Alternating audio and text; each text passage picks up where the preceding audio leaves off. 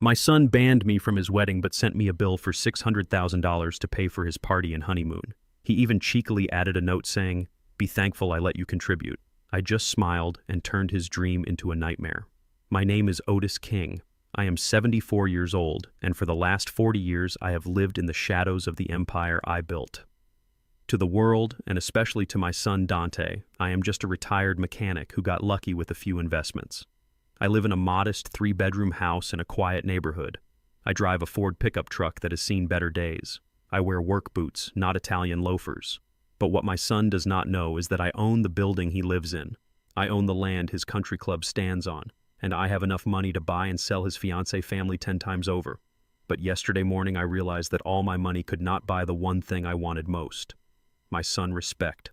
Before I tell you how I destroyed his wedding, please hit that like button and subscribe to the channel. Let me know in the comments if you have ever felt used by the people you love. It really helps the channel grow. It was 7 in the morning on a Tuesday. I was sitting at my kitchen table nursing a cup of black coffee. The house was quiet. It was the kind of silence I used to cherish, but lately it just felt lonely. The silence was shattered by the doorbell. It was not a friendly ring. It was aggressive, impatient. I walked to the door, my knees popping with every step. I opened it to find a young courier chewing gum and holding a thick, cream-colored envelope. He shoved a digital pad in my face. "Sign here," he grunted. I signed. He tossed the envelope into my hands and walked away without a word. I looked at the envelope. It was heavy. The paper was textured like linen. My name, Otis King, was written in elegant gold calligraphy. For a fleeting second, a foolish, hopeful second, I thought it was an invitation. Dante had been distant lately. He had been busy with his new life with Tiffany Vanderbilt and her high society family. I thought maybe he had finally found a moment to include his old man. I took a knife from the counter and slit the envelope open. Inside there was no invitation. There was no card with embossed flowers. There was a single thick document stapled together. At the top in bold black letters it read, "Invoice for the union of Dante King and Tiffany Vanderbilt." I put on my reading glasses, thinking my eyes were deceiving me. They were not. It was a bill. A detailed, itemized bill. I sat down heavily. My hands were steady, but my heart was hammering against my ribs. I started to read. Item 1, venue rental, the Chateau Saint-Michel, $150,000. Item 2, custom couture bridal gown by Vera Wang, $50,000. Item 3, imported floral arrangements from Holland, $40,000. Item 4, 5-star catering for 300 guests, $75,000. Item 5, honeymoon package, private villa in the Maldives, first-class travel, $100,000. The list went on. Vintage wine, live orchestra, security detail. Every line was a punch to the gut. The total at the bottom was bold and circled, $600,000. But that was not the worst part. Clipped to the last page was a yellow sticky note. It was my son handwriting. I would know that messy scrawl anywhere. I used to help him practice his letters when he was 5 years old. I peeled the note off and brought it closer to the light. It read, "Dad, do not come to the venue. Tiffany is worried you will make her friends uncomfortable. You know how her parents are. They are old money. You would stick out like a sore thumb. Just pay this invoice by Friday. Consider it your contribution to the King legacy. Be thankful I am letting you be part of this at all." I read the note again, and then a third time. "Do not come. You would stick out. Be thankful." I put the paper down. I looked at my hands. These hands were calloused. They were scarred. They were black. These hands had laid bricks in the freezing rain to pay for Dante private school tuition. These hands had changed oil and fixed transmissions for 16 hours a day so Dante could wear brand-name clothes and never feel lesser than the white kids in his class. These hands had signed the checks that put him through Harvard Business School. And now he was telling me these hands were too dirty to hold a champagne glass at his wedding. I did not cry. Crying is for grief. This was not grief, this was clarity. Absolute cold clarity. For 32 years I had made excuses for him. When he stopped inviting me to his corporate dinners, I told myself he was just busy. When he asked me to drop him off a block away from his dates, I told myself he was just shy. When he changed his manner of speaking to sound less like me and more like them, I told myself he was just adapting. But this was not adapting. This was erasure. He wanted my money, but he wanted to erase me. He wanted the check, but he did not want the father. I picked up my coffee mug. It was a ceramic mug Dante had given me for Father Day when he was 10. It said "World Greatest Dad" in faded blue letters. I looked at it. I remembered the day he gave it to me. He had hugged my leg and looked up at me with eyes full of adoration. Where did that boy go? When did he die? I squeezed the mug. I squeezed it until my knuckles turned gray. I squeezed it until the ceramic groaned and then shattered. Hot coffee spilled over my hand, burning my skin. A sharp shard of pottery sliced into my palm. Blood mixed with the dark liquid dripping onto the invoice, staining the total amount. I did not feel the pain. The physical pain was nothing compared to the hole in my chest. I watched the blood soak into the expensive paper. It bloomed like a red flower over the words, $150,000. So he wants a contribution, I whispered to the empty room. He wants me to pay for his legacy. I stood up and walked to the sink. I washed the blood and coffee off my hand. The cut was deep, but I did not bandage it. I wanted to feel the sting. I wanted to remember this moment. I walked down the hall to my study. It was a small room filled with old filing cabinets. To anyone else, it looked like a hoarder room. But this was the nerve center of my life. I knelt down and moved a stack of old National Geographic magazines.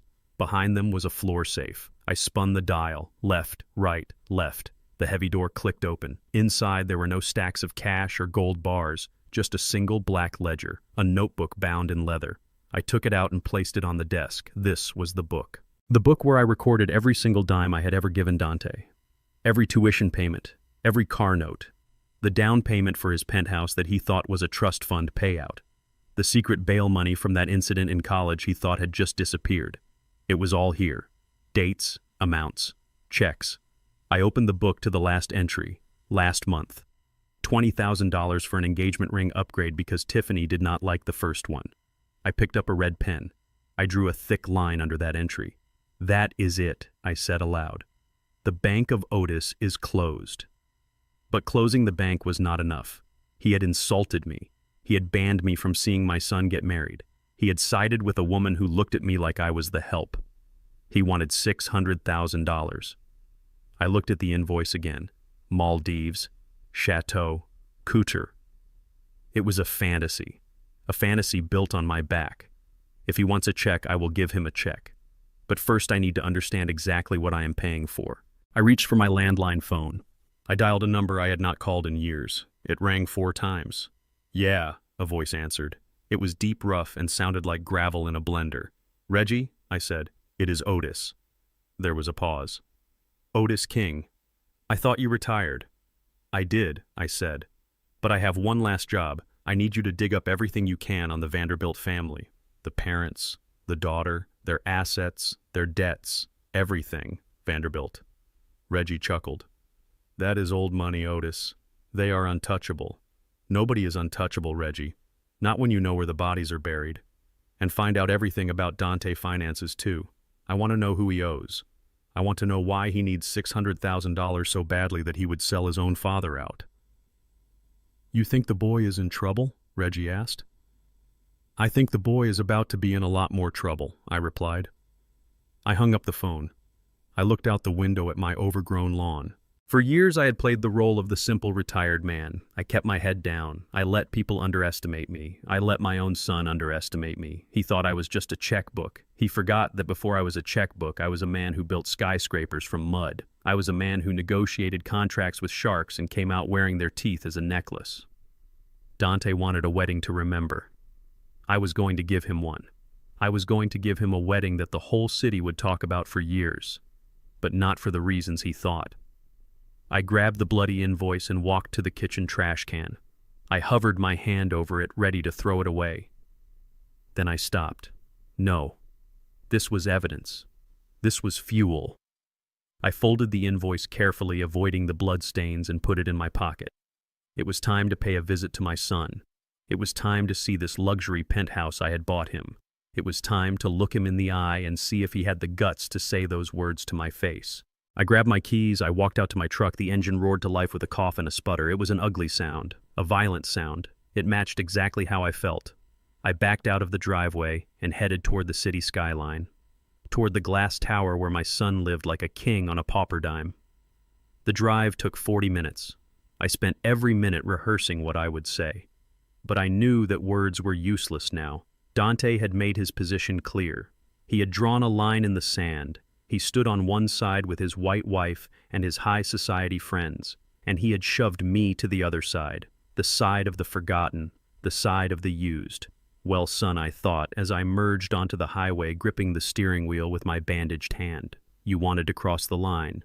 Now you are going to find out what happens when the ground beneath you opens up. I pulled up to the gleaming glass entrance of the Pinnacle. It was the most expensive building in the city. I knew that because I owned 30% of the development company that built it. A fact Dante never bothered to learn. I parked my truck right in front of the valet stand. A young man in a crisp red uniform rushed over, waving his arms. "Sir, you cannot park that here," he shouted, looking at my rusted bumper with disgust. "This is for residents and guests only. Deliveries are in the back." I rolled down the window. "I am not a delivery," I said, my voice low. "I am here to see Dante King. Penthouse B." The valet paused. He looked at my truck. He looked at my face. He looked at my worn work shirt. He laughed. "Dante King," he repeated. "Yeah, right. And I am the president. Move this junk before I have it towed, old man." I stepped out of the truck. I stood up to my full height. I am 6'2". I may be 74, but I am not frail. I looked the valet in the eye. "Call up," I said. "Tell him his father is here." The valet hesitated. Something in my eyes made him stop laughing. He picked up the phone at his podium. He dialed. He waited. He spoke in a hushed tone. Then he listened. His face went pale. He hung up the phone and looked at me with a strange expression. It was not respect. It was pity. "Mr. King says he does not have a father," the valet said quietly. "He says his father died 10 years ago. He says you are the former gardener who was fired for drinking. He says if you do not leave in 5 minutes, he is calling the police." I stood there. The city noise faded away. The honking cars, the wind, everything went silent. He said I died 10 years ago. I looked up at the penthouse balcony, 50 floors up. I couldn't see him, but I knew he was there. I knew he was looking down. "Okay," I said to the valet. I reached into my pocket and pulled out a $20 bill. I handed it to him. "Keep the truck here for 5 minutes," I said. I did not go into the lobby. I did not try to argue. I walked to the middle of the sidewalk. I looked up at that balcony, and for the first time in my life, I let the hate in. I let it fill the space where the love used to be. "You killed your father today, Dante," I whispered. "So be it. Now you have to deal with the stranger who took his place." I turned around and walked back to my truck. I did not look back. The invoice in my pocket felt heavier than a brick. I took out my phone and dialed Reggie's number again. Change of plans. "Reggie," I said. "What is it, Otis?" "Do not just investigate him," I said. "I want you to prepare the transfer papers." "Transfer papers? For what?" "For everything, Reggie. The trust, the properties, the accounts. Prepare the revocation orders. I am taking it all back." "Otis, are you sure?" "This is the nuclear option." "No, Reggie," I said, starting the engine. "This is not nuclear. This is an eviction.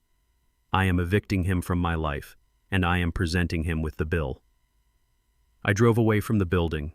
The sun was shining, but my world had gone dark. I had a wedding to pay for, and the price was going to be everything he had. I pulled the truck over into a deserted parking lot a few blocks away from the glass tower where my son lived. My hands were shaking not from fear but from a rage so cold it felt like ice in my veins. The engine idled a low rumble that vibrated through the worn leather of the steering wheel. I needed to hear it. I needed to hear him say it. The note on the invoice was one thing scribbled in haste, but the voice of a man tells you who he really is. I needed to know if my son was just a fool in love or if he had truly become a monster. I pulled my phone from the center console. The screen was cracked in the corner, just like everything else I owned, functional but worn. I dialed Dante. It rang once, twice. I expected voicemail. I expected him to be too busy spending the money he thought was coming his way. But then the line clicked open. Background noise flooded the cabin of my truck. Laughter. The clinking of crystal glasses. The heavy bass of expensive speakers. It sounded like a party. "Dante, what is going on?" I asked, my voice steady despite the tremors in my hand. Why did the valet turn me away? Why is there a note saying I cannot come to my own son's wedding? For a moment, there was just the sound of the party. Someone shouted a toast in the background. Then Dante laughed. It was a cold, sharp sound that cut through the static. "Oh, you are actually calling about that," he said. His voice was slurred slightly thick with expensive scotch and arrogance. "I thought you were calling to tell me the transfer went through. Did you send the money yet, Otis?" He did not call me Dad. He called me Otis. "I am not sending a dime until you explain yourself," I said, gripping the phone tighter. "I am your father, Dante. I built the foundation you are standing on. How dare you ban me?" There was a shuffling sound on the other end, then a click. The audio quality changed. It became hollower, echoey. He had put me on speakerphone. Yawn. I could feel it. He wanted an audience. He wanted to perform. Guys, quiet down," Dante shouted over the noise. "My gardener is on the phone. He thinks he should be invited to the wedding." A roar of laughter erupted from the phone. It sounded like a pack of hyenas. My stomach twisted. "Dante, listen to me," I growled, low and dangerous. "No, you listen to me, old man." Dante's voice dropped the playful facade. It became venomous. "Look at yourself, Otis. Just look in the mirror. What do you see? Because I know what I see. I see a man who smells like grease and engine oil. I see a man who talks like he never made it past the 8th grade. I see a man who is too black, too loud, and too country for the world I live in now." The words hit me like physical blows. I sat in the cab of my truck, stunned into silence. "The Vanderbilts are nobility," Otis, Dante continued, his voice dripping with disdain. "They are old money. They are white money. They do not understand people like you. They tolerate me because I polished myself, because I scrubbed the scent of your garage off my skin. But if you show up, if you walk into that chateau with your calloused hands and your cheap suit, you will ruin the aesthetic. You will be a stain on the perfect white tablecloth of my life." I looked up. My eyes caught my reflection in the rearview mirror. The afternoon sun was cutting through the windshield, illuminating the deep, jagged scar that ran from my left temple down to my jawline. Dante could not see me, but I was staring right at that scar. I reached up and touched it. The skin was rough, uneven. I got this scar 30 years ago. I was working a double shift at a construction site in downtown Chicago. We were pouring concrete for a high-rise. A cable snapped. A steel beam swung loose. It missed, crushing my skull by an inch, but the edge of it sliced my face open like a melon. I did not go to the hospital. We did not have insurance then, and I could not afford to lose the day pay. I let the foreman stitch it up with a first aid kit and a bottle of whiskey while I sat on a bucket biting down on a leather strap. I went back to work an hour later. Why? Because that was the week Dante tuition was due for the private prep school he begged to attend. That scar was the price of his education. That scar paid for the braces that gave him that perfect winning smile he was using right now to charm his rich friends. That scar was the reason he had never worked a day of hard labor in his life. And now he was telling me that the face which bore the marks of my sacrifice was too ugly for his wedding photos. "You think I am joking?" Dante said, filling the silence. "Tiffany literally cried last night thinking about you being there. She said she does not want her friends asking who the help is. She said you would dirty the venue just by breathing the air. So do us both a favor. Be a good little checkbook. Send the money and stay in your hole. Consider it the price of admission for having a son as successful as me." Someone in the background shouted, "Tell him Dante." I closed my eyes. The hurt was gone. The shock was gone. In their place was a cold, vast emptiness. It was the feeling of a building imploding, the dust settling, leaving nothing but rubble. I realized then that the boy I raised was dead. He had not been kidnapped. He had not been lost. He had actively chosen to kill the part of himself that was my son. He had sold his soul for a seat at a table where he would never truly belong, and he was using my money to pay the cover charge. I lowered the phone from my ear. I looked at the invoice sitting on the passenger seat. $600,000. He wanted $600,000 to celebrate his entrance into a world that despised him and despised me even more. I brought the phone back to my lips. My voice was quiet, calm, terrifyingly steady. "You are right, Dante," I said. The laughter on the other end died down slightly. They were expecting a fight. They were expecting me to beg. "You are right," I repeated. "I do not belong there." "Good," Dante said, his tone smug. "I knew you would see reason.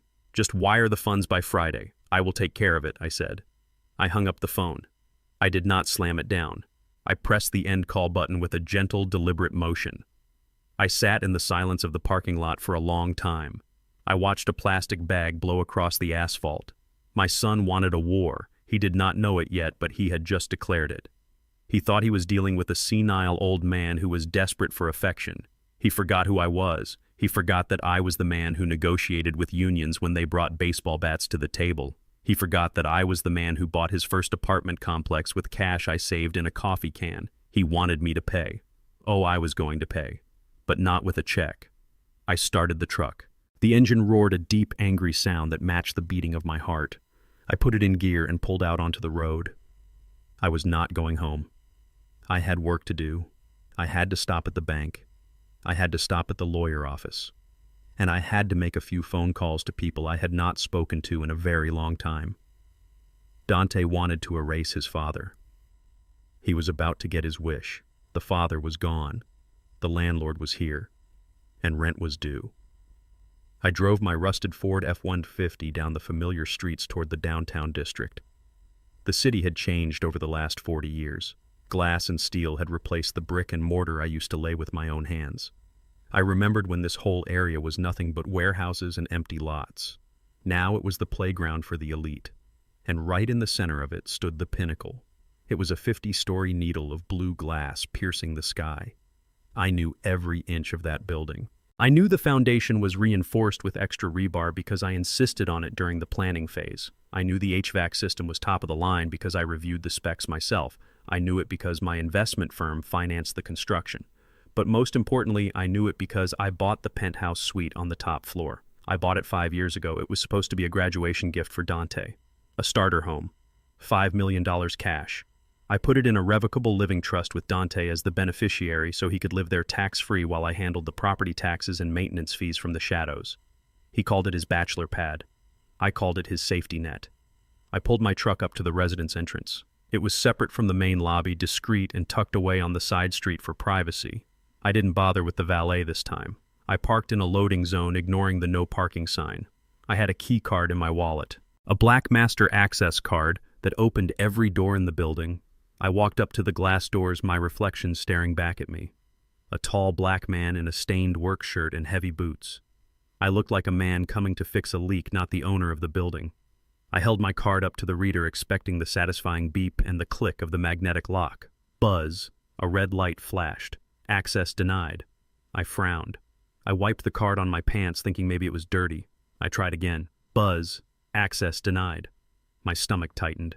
This was not a malfunction. This was a message. Dante had deactivated my card. He had locked me out of my own property.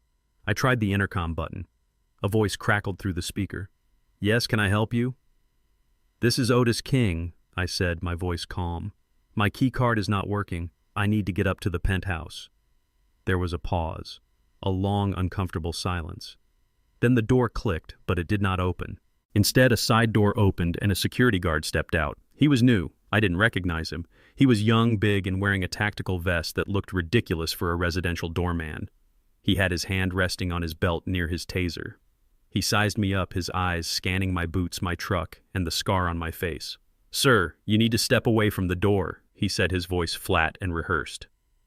"I am a resident," I said, reaching for my wallet to show ID. Or at least my family is. "I bought Unit 50B. The guard took a step forward, blocking my path. He didn't even look at my ID. "I know who you are," he said. "Mr. King warned us about you." Mr. King. He was calling Dante Mr. King. The boy who used to cry when he scraped his knee was now giving orders to security. "And what exactly did Mr. King say?" I asked, keeping my hands visible. "He said a former employee might try to gain access," the guard said. "He said there was an old gardener who was fired for drinking on the job and harassment. He said if you showed up, we were to remove you from the premises immediately." A gardener. The air left my lungs. It wasn't enough to ban me. It wasn't enough to insult me. He had to reduce me to a servant. He had to rewrite our entire history to fit his new narrative. To Dante, I wasn't the man who built the empire. I was just the help, and now I was the fired help. The disrespect was so absolute it was almost impressive. It took effort to lie this specifically. I looked at the guard. He was just doing his job. He was just believing the man in the $5,000 suit over the man in the $50 boots. I couldn't blame him. But I didn't have to accept it. Son, I said, my voice low, I am going to give you one chance to call your supervisor. Check the deed to the penthouse. Check the name on the trust. It is Otis King. That is me. I am not calling anyone, the guard snapped, stepping closer into my personal space. You are trespassing. Leave now or I call the cops. And trust me, old man, you do not want to go to jail tonight. I stared at him. I could see the adrenaline in his eyes. He wanted a fight. He wanted a reason to use that taser. I took a step back, not out of fear, but out of strategy. I learned a long time ago that you don't fight the pawn when you are hunting the king. Fine, I said, raising my hands. I am leaving. I turned around and walked back toward my truck. But I didn't get in. I walked past it to the middle of the street. I turned around and looked up. The pinnacle towered above me, a monument to wealth and excess. I craned my neck, looking all the way to the top, to the 50th floor. There was a balcony wrapping around the penthouse. I had paid extra for that view, and there they were. They were tiny dots from down here, but I knew them. I saw the flash of a blonde head, Tiffany, and next to her an older woman with stiff hair, her mother Patricia. They were standing at the railing, looking down. They were holding champagne flutes. I could see the sunlight glinting off the glass. They were pointing. They were looking right at me, the old gardener standing next to his rusted truck. The nuisance, the embarrassment. Even from 50 floors down, I could feel their laughter. It rained down on me like acid. They were toasting to their victory. They thought they had won. They thought they had successfully walled off their perfect world from the man who paid for it. They thought the lock on the door was enough to keep me out. I reached into my pocket and pulled out my phone. I didn't call Dante. I didn't scream. I didn't wave my fist in the air like an angry old fool. I opened the camera app. I zoomed in as far as the lens would go. I snapped a picture. It was grainy, but you could see the silhouettes. You could see the champagne. You could see the arrogance.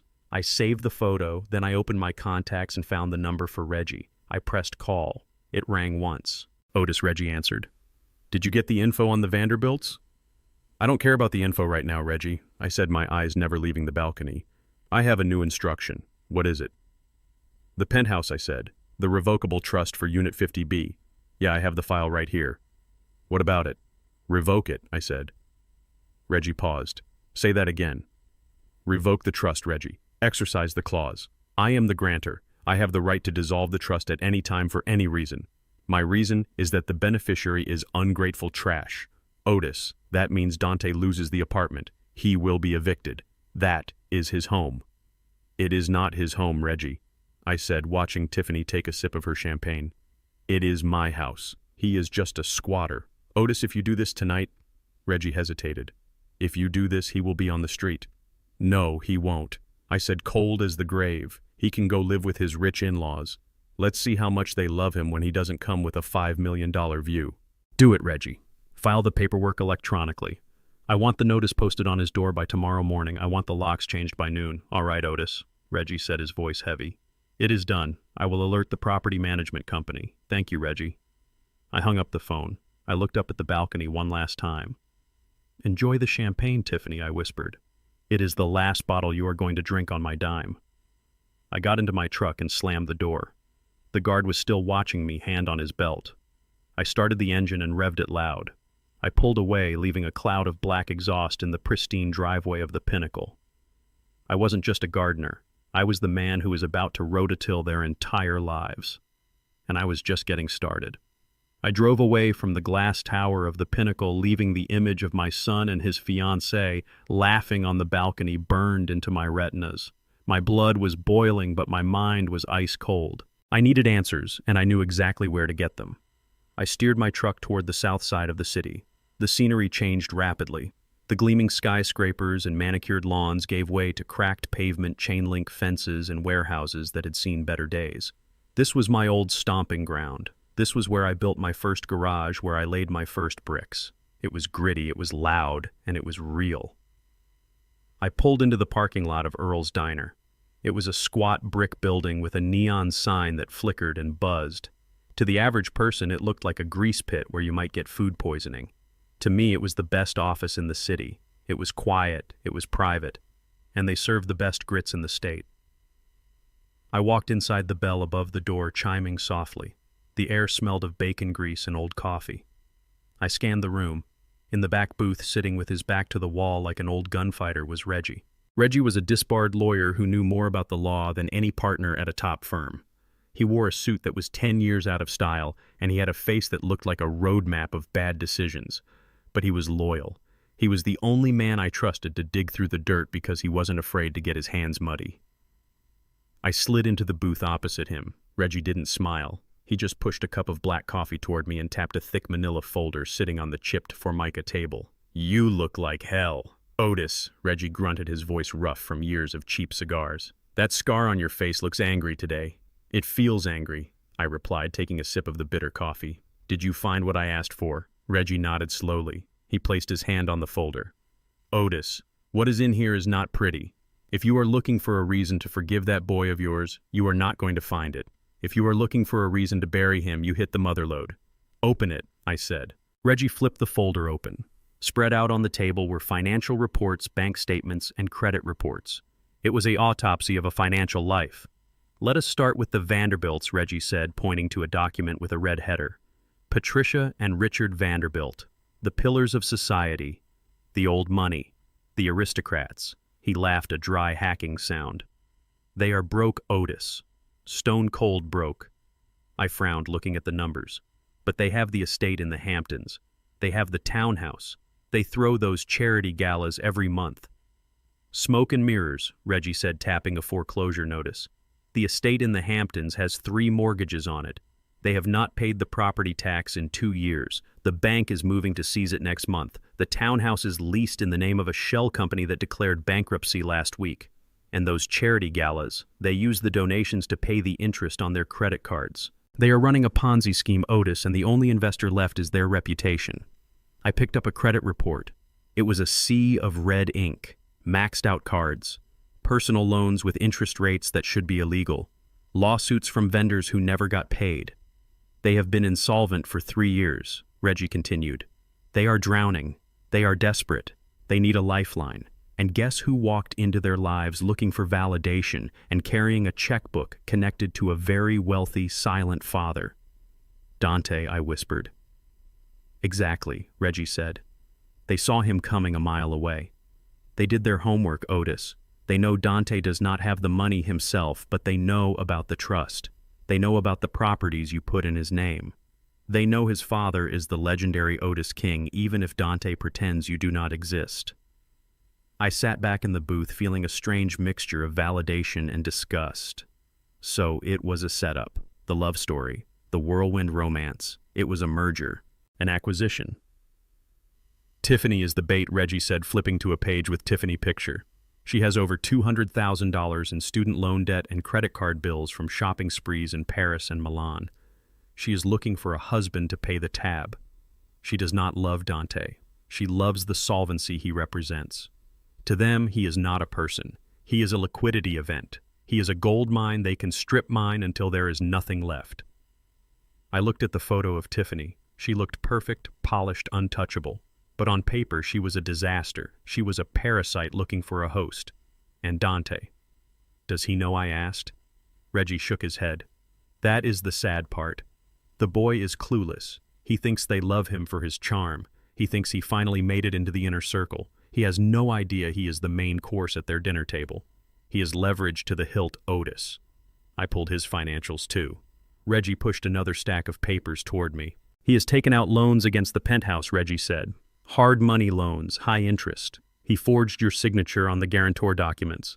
My eyes snapped up. "He what?" "He forged your signature," Reggie repeated calmly. "He needed cash to keep up with Tiffany lifestyle. Private jets, dinners, jewelry. His salary does not cover a fraction of it, so he borrowed against the asset he thought was his. He owes sharks, Otis. Real sharks. If he does not pay them back soon, they won't just sue him. They will hurt him." I looked at the forged signature. It was a shaky imitation of my handwriting. It was sloppy, desperate. So that is why he needs the $600,000, I said, realizing the full scope of the betrayal. It is not just for the wedding. It is to pay off the Sharks before they break his legs. And it is to show the Vanderbilts he has the cash flow they need. Correct, Reggie said. He is robbing Peter to pay Paul, and he is trying to get you to foot the bill for the whole circus. I stared at the mountain of evidence. My son was not just ungrateful, he was a criminal, he was a fraud, and he was a fool. He had rejected the man who would have died for him to chase after people who would eat him alive. Reggie leaned forward, his expression softening slightly. Otis, this changes things. If he is in danger from loan sharks, maybe you should intervene. Maybe you should pay it off and then cut him loose. He is your blood. I looked at Reggie. I looked at the grease stains on the table. I thought about the valet looking at me with pity. I thought about the laughter coming from that balcony. I thought about the note. Be thankful I let you contribute. No, I said, my voice devoid of warmth. Reggie raised an eyebrow. No. He made his bed, Reggie. He wants to be a big man. He wants to play with the high rollers. Well, high rollers pay their debts. But they will destroy him, Reggie warned. The Vanderbilts will drop him the second the money runs out. The loan sharks will come for him. He will go to prison for the forgery. I know, I said. And he deserves every bit of it. Otis, that is cold even for you. It is not cold, Reggie. It is justice. You do not understand. If he had come to me, if he had been honest, if he had said, Dad, I messed up, I am in over my head, help me, I would have written the check. I would have sold my own house to save him. Because that is what a father does. I paused, tapping the invoice in my pocket. But he did not do that. He spit in my face. He denied my existence. He treated me like a servant. He used my love as a weapon against me. He thinks he is too good for me. He thinks I am an embarrassment. Well, let us see how embarrassing it is when his fake empire crumbles. Let us see how much dignity he has when the handcuffs go on. Reggie sighed and closed the folder. He knew better than to argue with me when my mind was made up.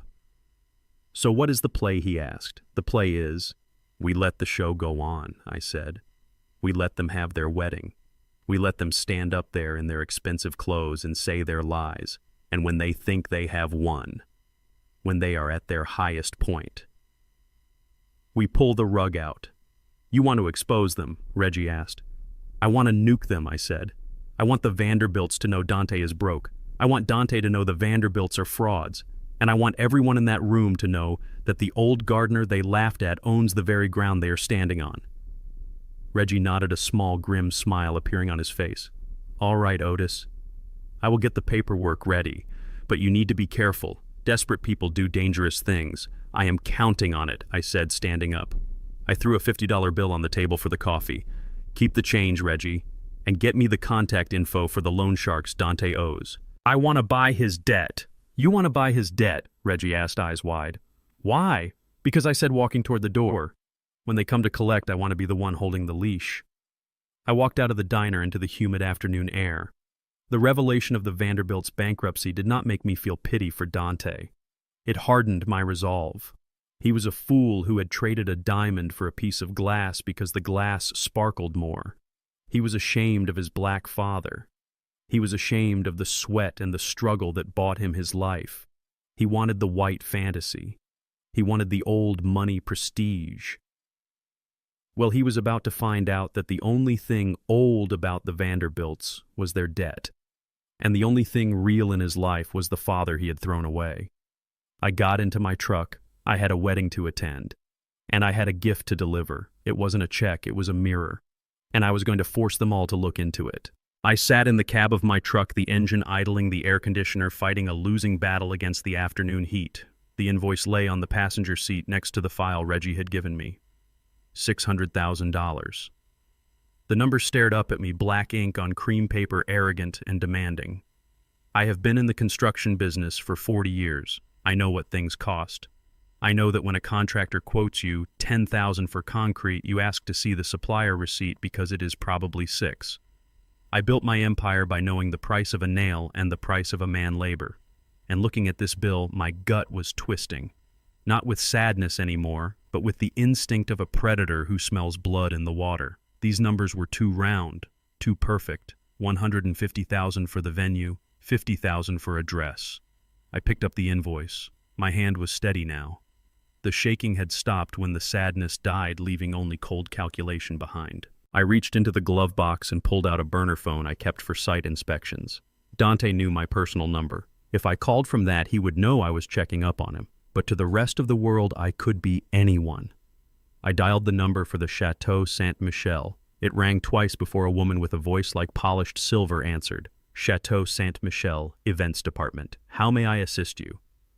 Hi, this is Marcus, I said, dropping my voice an octave, making it sound bored and officious. I am the new accountant for Mr. Dante King. I am just reconciling the books for the upcoming wedding on Saturday. I have an invoice here, but the ledger code is smudged. I just need to verify the total contract amount for the venue rental to cut the final check.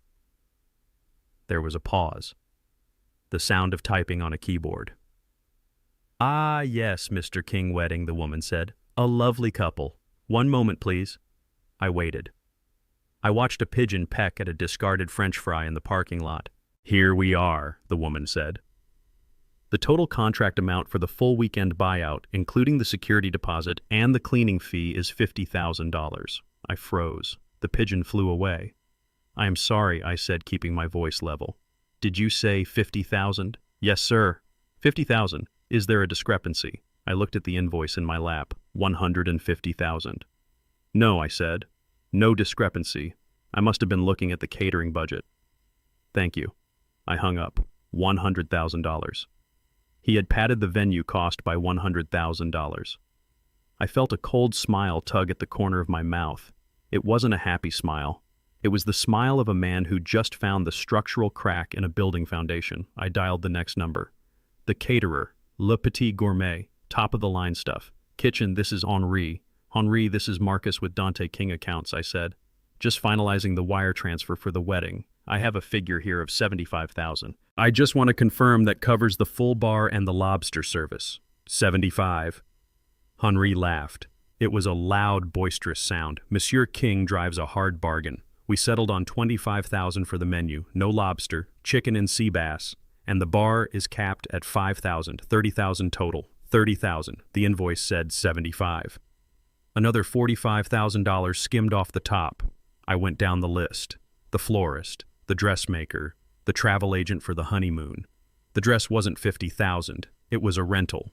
A high-end rental, but a rental nonetheless for $2,000. The flowers were local, not imported from Holland. $5,000, not 40. The honeymoon. They weren't staying in a private villa.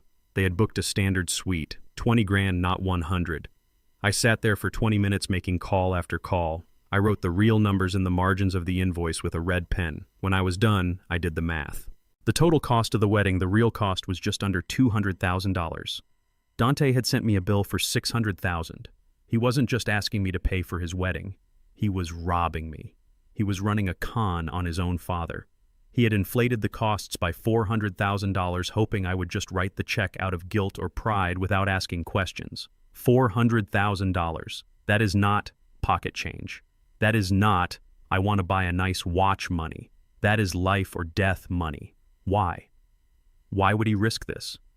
He knew I wasn't stupid. He knew I checked the books. He had to know there was a chance I would find out, unless he was so desperate that the risk didn't matter. I reached for the folder Reggie had given me. I flipped past the Vanderbilt bankruptcy filings. I flipped past Tiffany credit card debt. I went straight to Dante financials. Reggie had said he owed sharks. Hard money lenders. I looked at the bank statements Reggie had managed to pull. Large cash withdrawals. Weird transfers to shell companies with names like Ace Holdings and Lucky Star LLC. And then I saw it. A text message log Reggie had printed out. It was from a burner number sent to Dante phone 3 days ago. Friday, Dante. The full 400, or we take a finger. Next week we take the hand.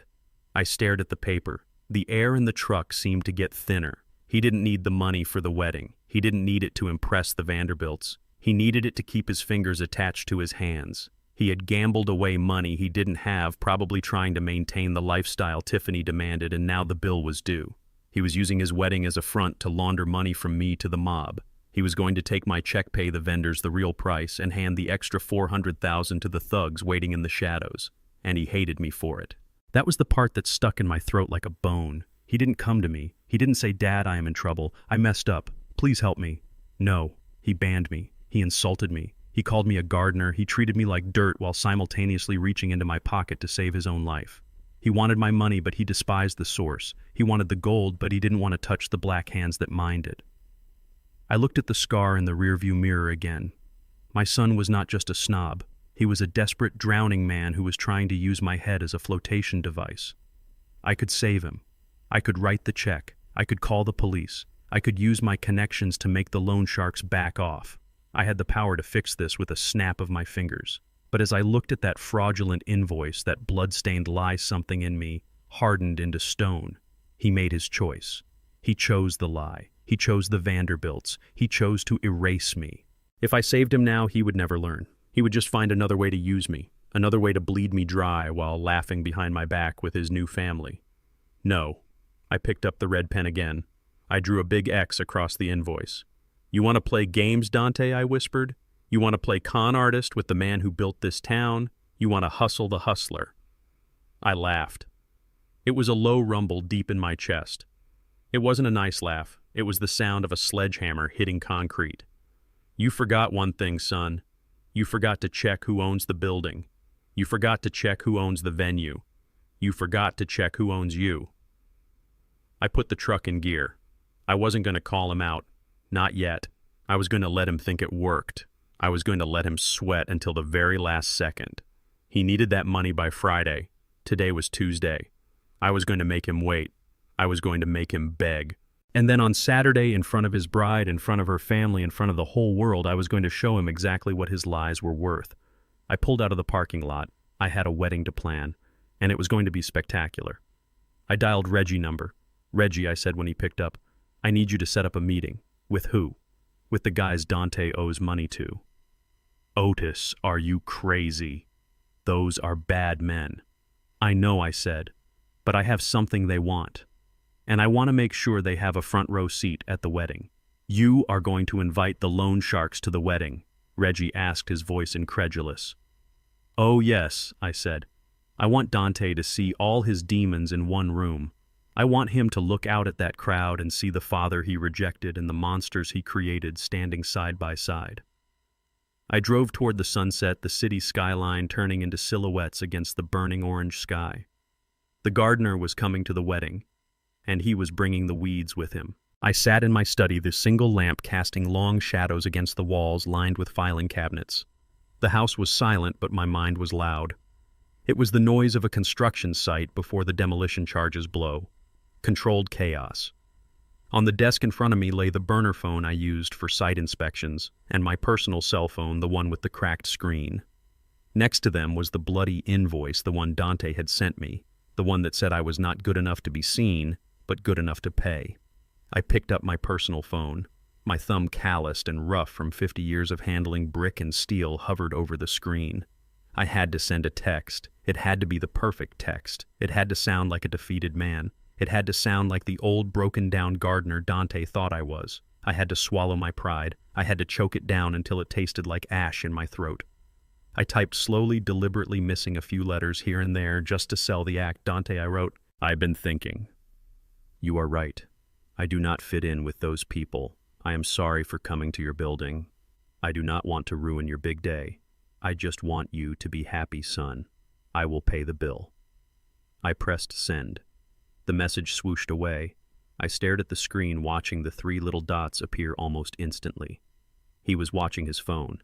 He was waiting. Of course he was. The sharks were circling. He needed that money like he needed air. The reply came in less than 30 seconds. There was no "thank you, Dad." There was no "I love you." There was no apology for the insults. There was just business. Cold, hard, desperate business. Good. That is the right decision. Wire the funds to my personal account. Here is the routing number. Do not pay the vendors directly. It messes up my spreadsheet. I need to handle the distribution myself. I read the message, and a dry, humorless laugh escaped my lips. Messes up his spreadsheet. That was rich. He meant it would mess up his hustle. If I paid the venue directly, they would tell me the bill was $50,000, not $150. If I paid the florist directly, they would ask why I was sending $40,000 for $5,000 worth of flowers. He needed the cash in his hand so he could skim the cream off the top and feed it to the wolves he owed. He was terrified I would find out. He was terrified the Vanderbilts would find out. He was walking a tightrope over a pit of vipers, and he wanted me to be his safety net without ever looking up to see him fall. I leaned back in my leather chair, the springs groaning under my weight. I looked at the ceiling fan spinning slowly. I remembered teaching Dante how to ride a bike in the driveway. I remembered him falling, scraping his knees, crying. I always picked him up. I always dusted him off. I always told him to get back on. I was not going to pick him up this time. I was going to grease the wheels so he would slide faster. I picked up the phone again. It was time to set the hook. I needed to get into that room. I needed to be at the rehearsal dinner. I couldn't destroy him from a distance.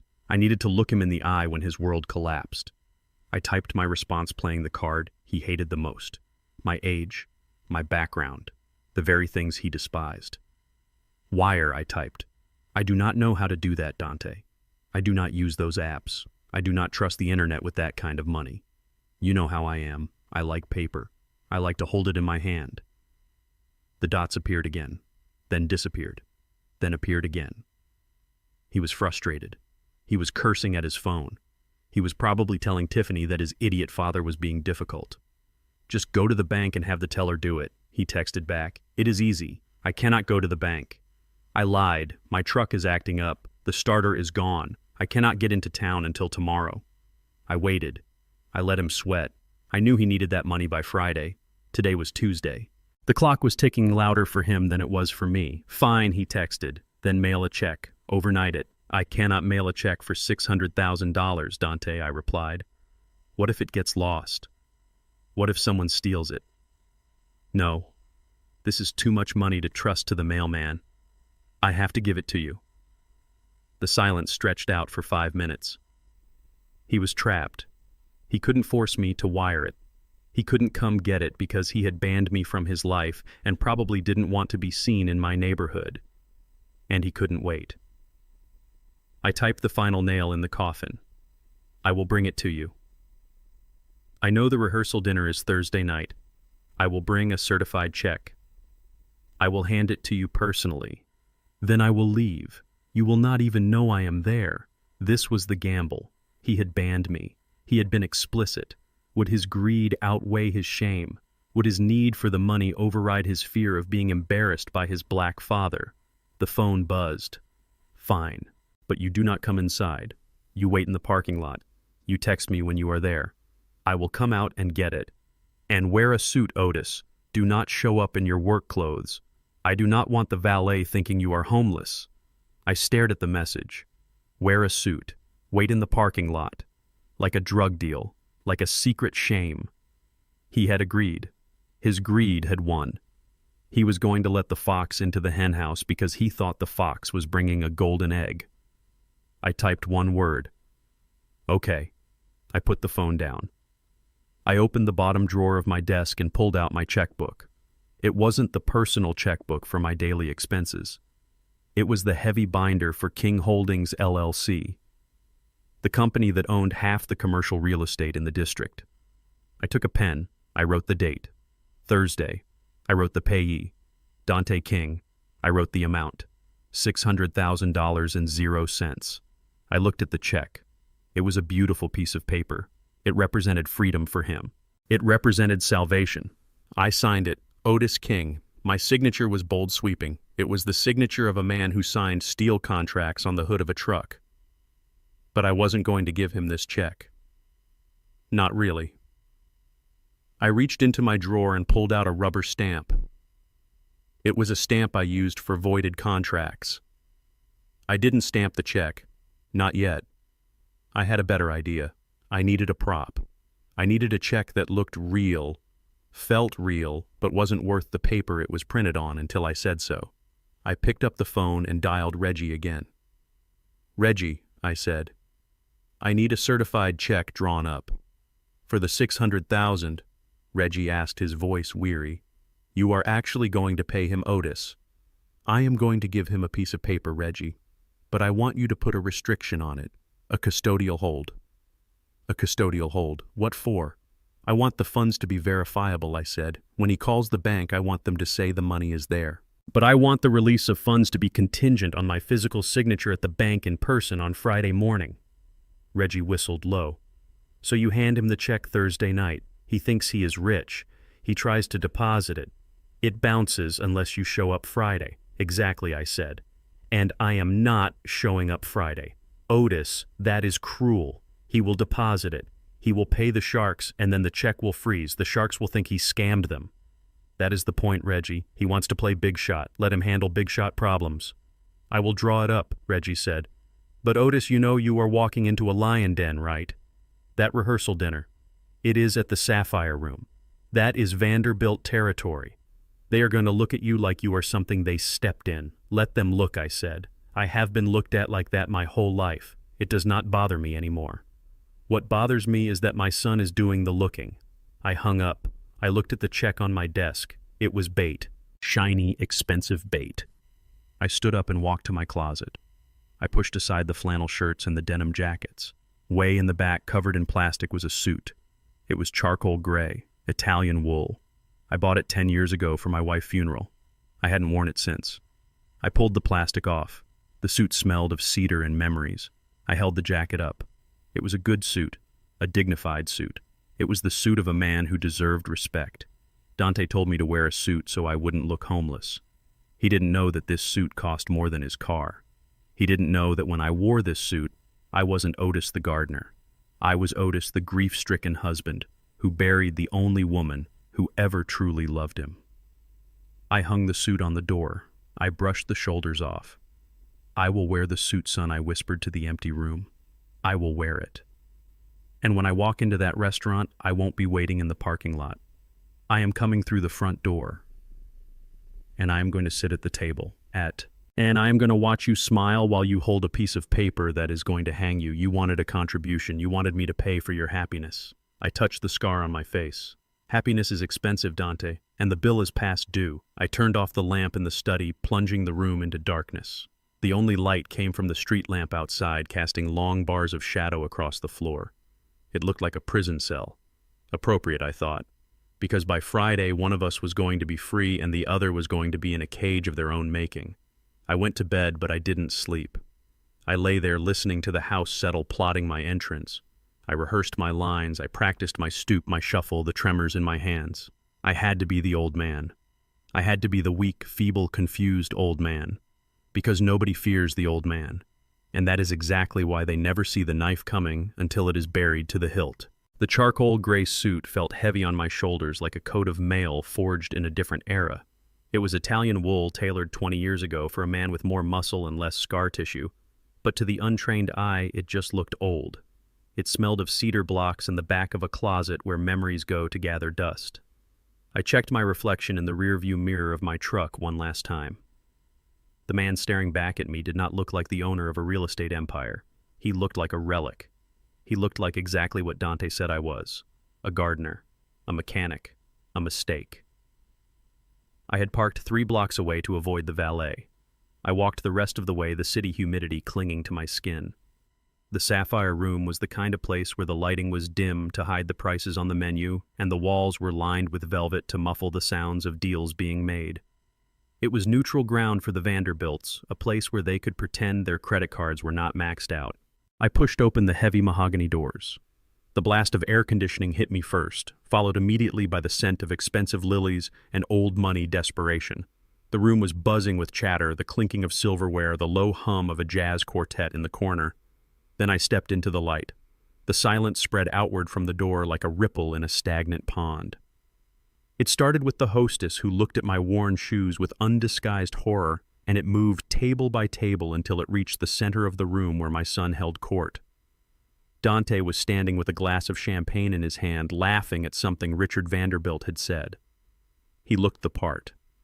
The tailored suit, the perfect haircut, the teeth whitened to a blinding porcelain shine. He looked like a prince, until he saw me. His smile shattered. The glass in his hand tilted, spilling a few drops of gold liquid onto the floor. His eyes went wide, not with recognition or warmth, but with pure, unadulterated panic. He looked at me like I was a ghost who had crawled out of the grave to haunt his perfect future. Next to him, Tiffany froze. Her hand went to her throat, clutching a diamond necklace that I knew for a fact was rented. But it was Patricia Vanderbilt who moved first. She was a woman who wore her arrogance like a second skin. She turned in her seat, her stiff blonde hair not moving an inch. She scanned me from my scuffed boots to my outdated tie. Then she did something that made my blood turn to ice. She pinched her nose.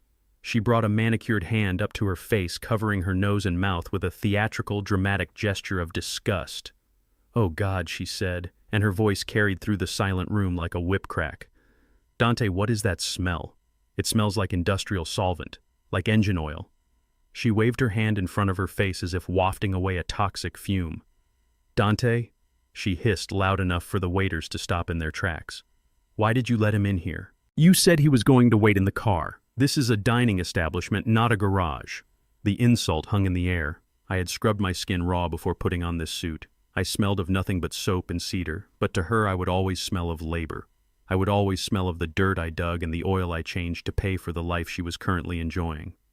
Dante's face turned a deep shade of plum. He started to move toward me, his stride aggressive, his fists clenched at his sides. He was coming to throw me out. He was coming to drag his father into the street to save face in front of a woman who was technically bankrupt. I had a split second to decide. I could straighten my back. I could walk over there and tell Patricia that I could buy this restaurant and turn it into a parking lot by tomorrow morning. I could tell her that her husband was a fraud and her daughter was a gold digger, but I felt the weight of the check in my pocket, the bait. If I showed my teeth now, they would run. I needed them to bite. I needed them to swallow the hook so deep they could never spit it out. So I shrank. I let my shoulders slump forward.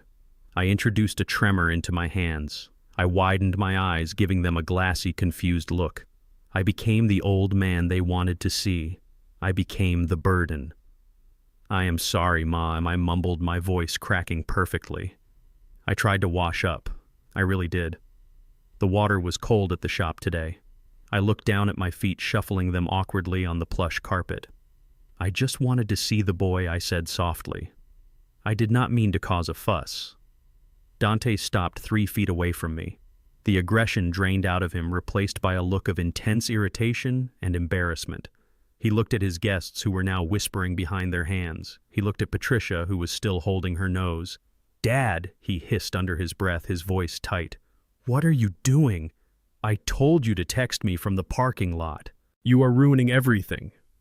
I looked up at him, blinking rapidly, as if I was trying to process his words through a fog of senility. "I forgot," I whispered. "I forgot the phone, Dante. I have the paper. The paper you wanted."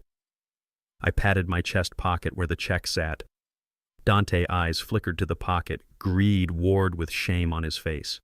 He needed that paper. He needed it more than he needed oxygen. He grabbed my arm. His grip was hard, painful. He squeezed my bicep, digging his fingers into the muscle I had built, lifting steel beams. Okay. Just keep your mouth shut," he whispered furiously. "Do not look at anyone. Do not talk to anyone. Just come over to the corner." He turned to the table, forcing a bright fake smile onto his face.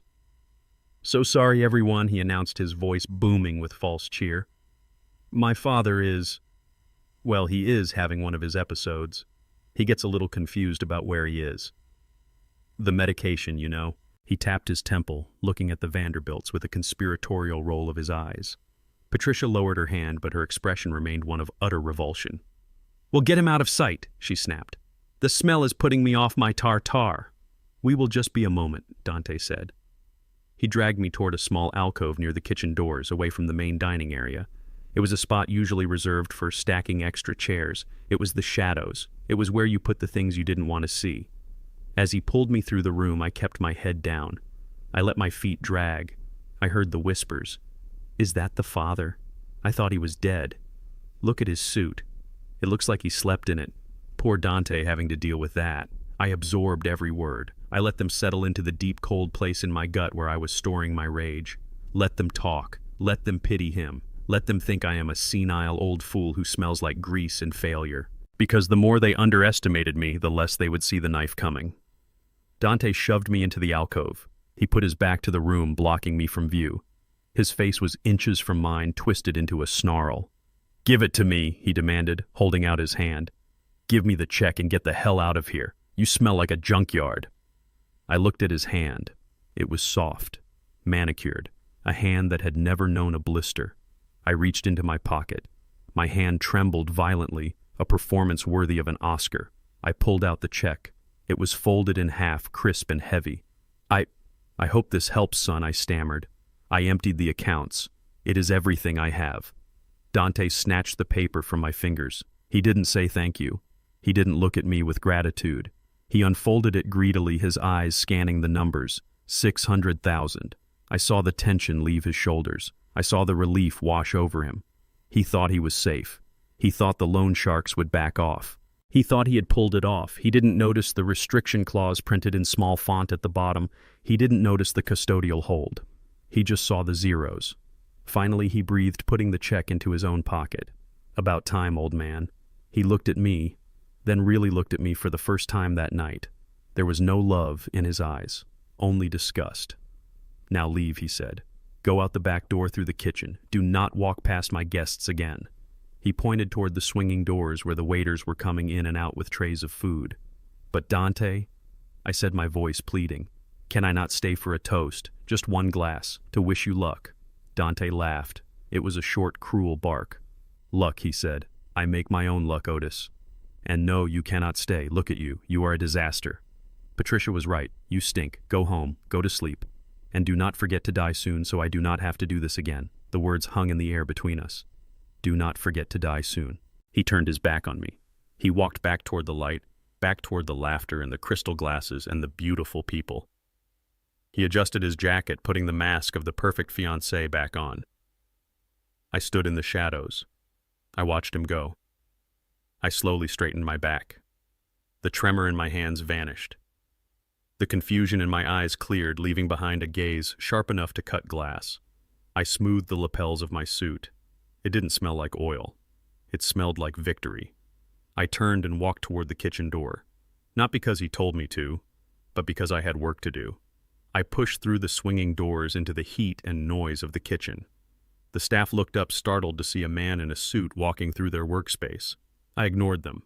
I walked straight to the back exit. I stepped out into the alley where the dumpsters were overflowing with the waste of the rich. I took a deep breath of the cool night air.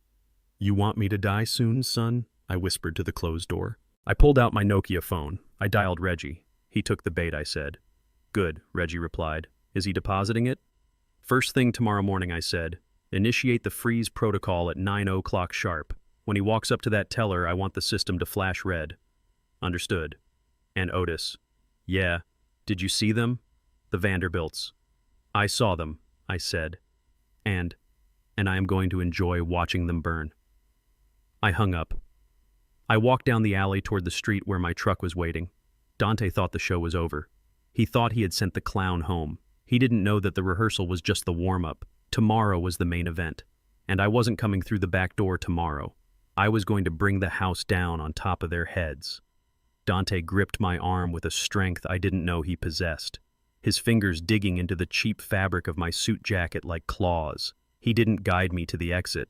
He spun me around and marched me toward the men's restroom, kicking the door open with a violence that startled a waiter washing his hands. Get out! Dante snarled at the young man. The waiter didn't need to be told twice. He scrambled for the door water dripping from his hands, his eyes wide with alarm. The heavy door swung shut behind him, sealing us in a tomb of white marble and polished chrome. The silence was sudden and heavy, broken only by the hum of the ventilation and the ragged sound of my son's breathing. He shoved me backward. My lower back hit the cold edge of the marble vanity. I let out a small, pained gasp, part of the act, but also a reminder that my 74-year-old bones were not made for brawling. Give it to me, Dante hissed. He held out a hand that was shaking with a mixture of rage and adrenaline. The check, Otis. Give it to me now before I forget that you're an old man and treat you like the thief you are. I looked at him, really looked at him.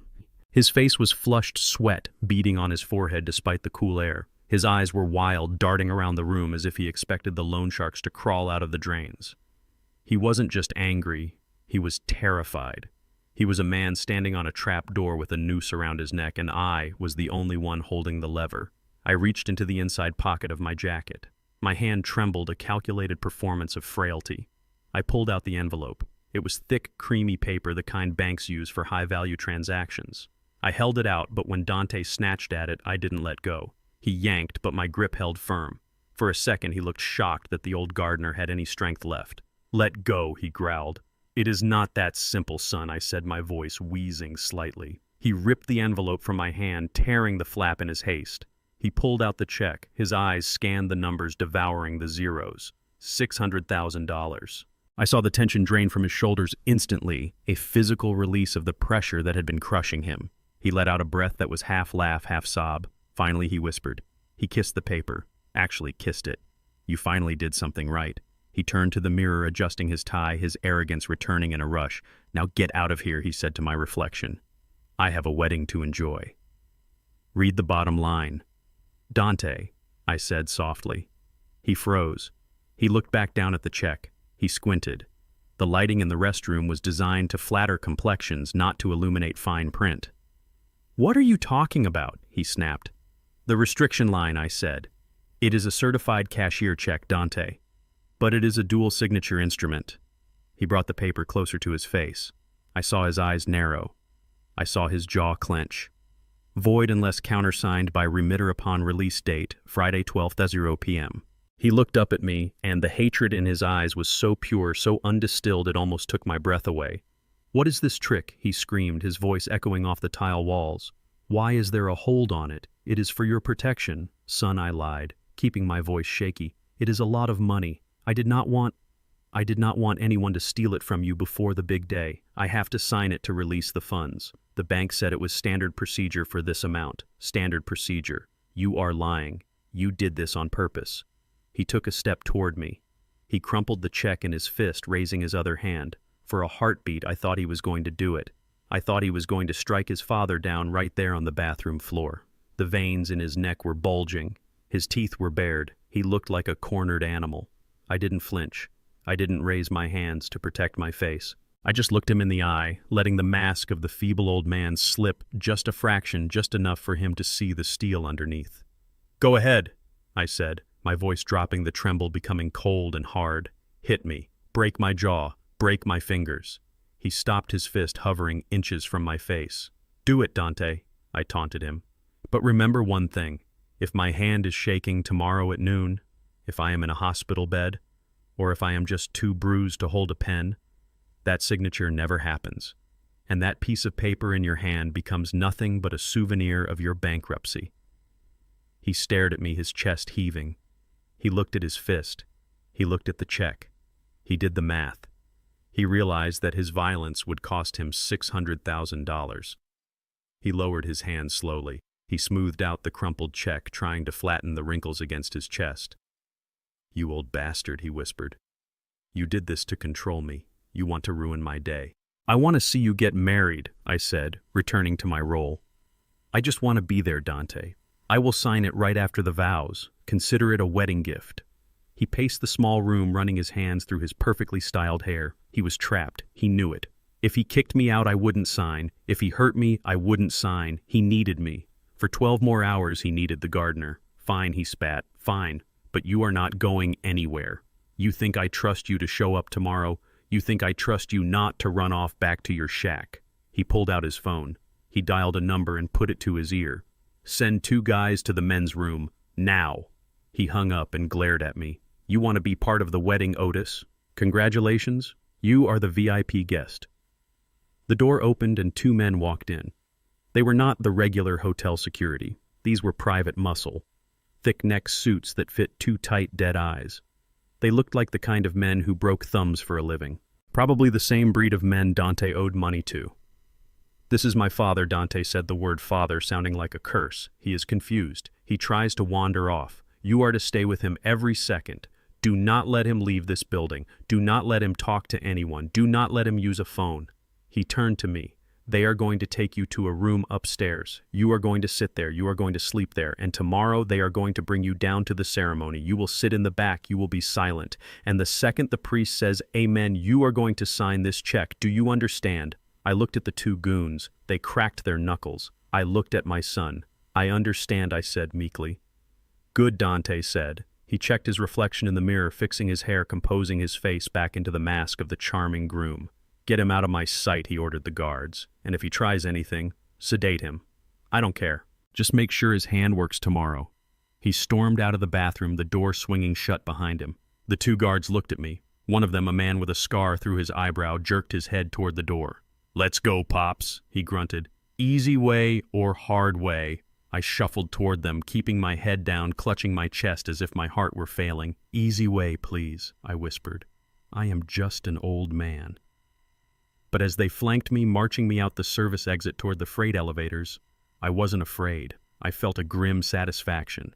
Dante had just made his fatal mistake. He thought he was imprisoning me. He didn't realize he was bringing the executioner inside the castle walls. He wanted me there at noon. I would be there, and I would bring the thunder with me. The two goons Dante had hired to babysit his senile father were not exactly top-tier security professionals. They were board-hired muscle paid to stand around and look intimidating, not to actually think. They marched me to a small conference room on the second floor, a holding cell with floral wallpaper and a pitcher of warm water. They sat outside the door, glued to their phones, probably betting on sports or texting girlfriends they couldn't afford. I sat in the chair for exactly 10 minutes. I counted the seconds. I needed them to settle in. I needed them to get comfortable with the idea that I was just a confused old man who was probably napping. Then I stood up. I didn't shuffle this time. I moved with the silent grace of a man who used to walk across steel girders 40 stories up without a safety harness. I walked to the door and opened it a crack. They didn't even look up. "I need to use the facilities." I wheezed, my voice trembling just the right amount. My stomach. It is the excitement. The guard with the scar sighed, rolling his eyes. "Bathroom is down the hall, Pops. Make it quick." He didn't follow me. He didn't even stand up. He just pointed. That was the mistake people always made with the elderly. They assumed we were harmless. They assumed we were helpless. They forgot that we had survived long enough to get old for a reason. I shuffled down the hallway, clutching my stomach until I turned the corner. As soon as I was out of sight, I straightened up. I moved fast. I didn't go to the men's room. That was the first place they would look if they decided to check on me. I needed intel. I needed to know exactly how deep the rot went. I found a service corridor used by the catering staff. It ran behind the main banquet halls. I could hear the murmur of the rehearsal dinner continuing without me. I crept along the wall, avoiding the busy waiters carrying trays of hors d'oeuvres. I saw a door marked Janitorial Supply. It was right next to the entrance of the women's powder room. I slipped inside. It was a small closet smelling of bleach and lemon floor cleaner. There was a mop bucket in the corner and shelves stacked with toilet paper. But most importantly, there was a vent, a large metal grate low on the wall that connected directly to the women's restroom next door. I knelt down on the cold linoleum floor. I ignored the ache in my knees. I pressed my ear against the grate. At first, all I heard was the rush of water and the hum of the hand dryer. Then the door to the restroom opened and the click-clack of expensive heels echoed on the tile. Two women walked in. I knew their voices instantly. It was Patricia and Tiffany, the mother and the bride. "I cannot believe he let that creature in here," Patricia was saying, her voice vibrating with indignation. "Did you smell him, Tiffany? It was like he rolled in a dumpster before coming to the dinner." "I know, Mother," Tiffany sighed. It was mortifying. I told Dante to keep him away. I told him his family was a liability. I held my breath. I was inches away from them, separated only by a thin sheet of drywall and a metal grate. "Well, at least he brought the check," Patricia said. "Did Dante get it?" "He got it," Tiffany said. "I saw him put it in his jacket. 600,000. It is enough to clear the immediate debts and pay for the wedding. We can breathe again." "Thank God," Patricia said. "If we had to face another month of those creditors calling the house, I think I would have had a stroke." "But Tiffany, are you sure about this? You are legally binding yourself to him, to that family." I heard the sound of a compact snapping shut. Tiffany laughed. It was a cold sound, devoid of any warmth or affection. "Oh, Mother, do not be dramatic. I am binding myself to his assets, not his DNA." "What does that mean?" Patricia asked. "It means I have a plan." Tiffany said, her voice dropping to a conspiratorial whisper. "I just need to stay married to him long enough to get the penthouse. Dante is an idiot. He is so desperate to please me, he will sign anything I put in front of him. I am going to convince him to put the deed in my name for tax purposes or liability protection. He will buy it. He buys everything I tell him. And then I file for divorce," Tiffany said. I take the apartment. I take half of whatever else I can squeeze out of that trust fund, and I leave him in the gutter where he belongs. My hand tightened into a fist in the darkness of the closet. "But he loves you," Patricia said, though she didn't sound concerned, just curious. "He loves the idea of me," Tiffany scoffed. "He loves that I am blonde. He loves that I am a Vanderbilt. He loves that I make him look like he belongs in a country club instead of a garage. But honestly, Mother, do you think I could ever actually love him?" She paused, and I could hear the sneer in her voice. "He tries so hard to be one of us, but you can smell it on him. Not just the oil, the desperation. And that bloodline, I can't stand it. I can't. I cringe every time he touches me. I just close my eyes and think about the penthouse. I think about the view. I think about selling it for $5 million and moving back to Paris. Who could actually love a man like that? Who could stand to have mixed kids with that man? I am taking birth control pills he does not know about. There is no way I am letting his genes mix with ours." I felt a coldness spread through my chest that had nothing to do with the air conditioning. This wasn't just greed. This was hatred. Pure, unadulterated racism wrapped in silk and pearls. She despised him. She was repulsed by him. She was using him as a stepping stone, and she was going to wipe her feet on him before she walked away. My son. My foolish, arrogant son. He had sold his soul to a woman who saw him as nothing more than a tool. He had rejected his own father, his own heritage, to chase a woman who was secretly taking birth control so she wouldn't have to bear his children. I reached into my pocket. My fingers brushed against the sleek smartphone Dante had bought me for Christmas 2 years ago, the one I never used. I pushed it aside. I grabbed my old Nokia, the brick. The battery lasted for a week, and the microphone was sensitive enough to pick up a whisper in a storm. I pressed the record button. The tiny red light blinked in the darkness. "Say that again, Tiffany," I whispered in my mind. "Say it so the whole world can hear." And she did. As if she wanted to make sure the recording was perfect, she continued. "He is just a means to an end, Mother, a temporary inconvenience. Once I have the title to the penthouse, he is history. I will claim emotional distress. I will say he was controlling. The courts always side with the wife, especially when she looks like me." "You are wicked, darling," Patricia chuckled. "I raised you well. We do what we have to do to survive," Tiffany said. "Now let us go back out there. I have to pretend to be swooning over my fiancé. God give me strength." I heard the rustle of fabric as they adjusted their dresses. I heard the click-clack of their heels as they walked to the door. The heavy door swung shut, and the voices faded back into the hum of the party. I sat there in the dark for a long time. I saved the recording. I played it back, holding the phone to my ear. Every word was crisp. Every insult was clear. I sat there and I thought about Dante. I thought about the boy who used to follow me around the job sites wearing a plastic hard hat. I thought about the teenager who worked all summer to buy his first car. I thought about the man who stood in front of me in the bathroom and threatened to sedate me. He was about to walk into a buzzsaw. He was about to marry a woman who was planning to skin him alive. A part of me, a small, shrinking part of me, wanted to run out there. I wanted to grab him by the shoulders and play this recording. I wanted to say, "Look, son, look at what you are buying. Look at who they really are. Come home. We can fix this." But then I remembered the valet. I remembered the note. "Be thankful I let you contribute." I remembered him telling the guards to sedate me. He had made his choice. He had chosen them. If I warned him now, he wouldn't believe me. He would think I faked the recording, or worse, he would forgive her. He was so desperate for their approval, he might just swallow the poison and thank her for the drink. No, he needed to learn. Pain is the only teacher that arrogant men listen to. He was going to lose everything. He was going to lose the penthouse because I was taking it back. He was going to lose the money because the check was a trap. And he was going to lose his wife because she never wanted him in the first place. He was going to be stripped bare. He was going to be left with nothing but the skin he was so ashamed of. And I was going to let it happen. I stood up, my knees cracking in the silence. I put the phone back in my pocket. It felt heavy like a weapon. I wasn't just a witness anymore. I was the judge, and the sentence had just been handed down. I slipped out of the closet. The hallway was empty. I walked back toward the room where the guards were waiting. I shuffled my feet. I hunched my shoulders. I put the mask back on. When I opened the door, the guards looked up, bored and annoyed. "Took you long enough, Pops," the scarred one said. "Everything come out okay. Everything is fine." I said, my voice trembling just right. Just fine. I sat back down in the chair. I closed my eyes. Tomorrow was going to be a beautiful day for a funeral.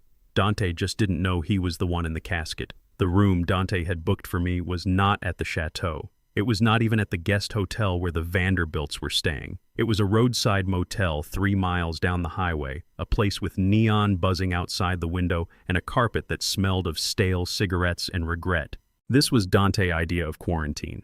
He wanted me close enough to drag to the ceremony, but far enough away that none of his high society friends would accidentally see the old gardener wandering the halls. 2 goons were stationed outside my door, sitting in folding chairs, drinking coffee from styrofoam cups. They thought I was asleep. They thought they were guarding a feeble, confused old man who was lucky to remember his own name. They didn't know they were guarding a man who used to frame skyscrapers in Chicago winters when the wind chill was 40 below. I sat on the edge of the sagging mattress. I looked at the window. It was a single pane locked with a cheap latch that hadn't been painted in a decade. We were on the ground floor around the back near the dumpsters. Dante didn't want to pay for a room with a view. That cheapness was going to be his undoing. I checked my watch. It was 2 a.m. The wedding was in 10 hours. I stood up. My knees popped a sound like dry wood snapping, but I ignored the pain. I walked to the window and slid a thin metal nail file I had palmed from the bathroom vanity between the sash and the frame. I worked it under the latch. Click. The lock popped open. I slid the window up slowly, inch by inch, praying the tracks wouldn't screech. It groaned softly, but the sound was drowned out by the hum of the ice machine down the hall. I pushed the screen out. It fell into the bushes with a soft thud. I climbed out. One leg, then the other. My boots hit the damp earth. I was out. I crept through the shadows, keeping the building between me and the guards out front. I moved toward the back alley where the darkness was absolute. A black sedan was waiting there, its engine idling so quietly you could barely hear it. The window rolled down. "You are getting too old for cat burglary, Otis." It was Reggie. He looked tired. The dashboard lights illuminated the deep lines in his face. I got in the passenger seat. The air conditioning felt like heaven after the stifling motel room. "Drive," I said. "Just around the block. I have to be back before they do a bed check." Reggie pulled the car out slowly. We cruised through the empty streets, the headlights cutting through the fog. "Did you get everything I asked?" Reggie tapped the briefcase on the seat between us. "It is all here. The deed to the Chateau Saint-Michel. The transfer was finalized at 5 p.m. today. You are officially the landlord, Otis. You own the venue. You own the catering kitchen. You own the ground they are walking on." "Good," I said, staring out the window at the passing streetlights. "And the AV guy?" "Paid in full," Reggie said. "He has the file you sent him. The audio recording from the bathroom. The photos of the fake invoice. The financial reports on the Vanderbilts. It is all queued up. When you give the signal, he is going to override the slideshow. Instead of their cute engagement photos, they are going to see the autopsy of a fraud.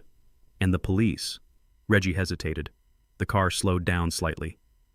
"Otis, are you sure about this part? Once you ring that bell, you cannot unring it." I looked at Reggie. I saw the concern in his eyes. He was a lawyer, or he used to be. He thought in terms of liability and exposure. I thought in terms of structural integrity. When a building is rotten, you don't paint over it. You bring it down. Dante forged my signature. "Reggie," I said, my voice hard. "He used my property as collateral for illegal loans. He is laundering money through this wedding to pay off mobsters. If I do not stop him, the sharks will kill him. Prison is the safest place for him right now."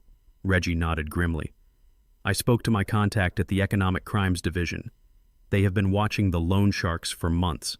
They know about the shell companies. When I gave them the evidence of the forgery and the money laundering, they got very interested. They will be there, Otis. They are going to let the ceremony start so they can round up everyone in one sweep. Dante, the sharks, everyone involved in the fraud. What about Tiffany?" I asked. Reggie chuckled without humor. "She is listed as a co-conspirator on the fraudulent loan applications. She signed them to Otis. She thought she was signing for a renovation loan, but she put her name next to his. She is going down with the ship." "Good." We circled back toward the motel. The plan was locked. The charges were set. All I had to do was light the fuse. You know, Reggie said as we pulled into the alley behind the motel, most fathers would just cut the kid off, change the will, move to Florida. This is biblical Otis. This is Old Testament stuff. He banned me, Reggie, I whispered, staring at the brick wall of the motel. He looked me in the eye and told me I wasn't good enough. He told me I was a stain. He didn't just reject me, he rejected himself. He rejected his blood. He rejected the struggle that put the clothes on his back. He wants to be a king. I am just showing him what it costs to wear the crown. Reggie stopped the car. He reached over and squeezed my shoulder. You are a hard man, Otis King. I had to be, I said, or we would have starved. I opened the door and stepped out into the night. Be ready, Reggie. Noon sharp. When the priest asks if anyone objects, that is my cue. I will be there, Reggie said. I watched him drive away. Then I turned and faced the motel window. I had to climb back in. I had to go back to being the prisoner. I had to go back to being the confused, feeble old man. I hoisted myself up my joints, screaming in protest. I slid through the window and lowered the sash. I engaged the latch. I lay down on the lumpy mattress and stared at the water stain on the ceiling. My heart was beating slow and steady, a war drum. Tomorrow was not just a wedding, it was a reckoning. Dante wanted a show. He wanted a spectacle. He wanted to dazzle the world with his success. I was going to give him a spectacle, all right. I closed my eyes and visualized the moment. The look on his face, the silence in the room, the sound of the truth crashing down like a hammer. Tomorrow, I whispered to the darkness. Tomorrow, I will not just break up a wedding. Tomorrow, I am going to teach that boy a lesson about power. I am going to teach him that you cannot build a castle on a foundation of lies and expect it to stand when the wind blows. And I am the wind. The Chateau Saint-Michel sat on a hill overlooking the valley like a monument to excess, a fake European castle built of imported stone and ego. The air was thick with the scent of expensive lilies and the heavier musk of desperation masked by perfume.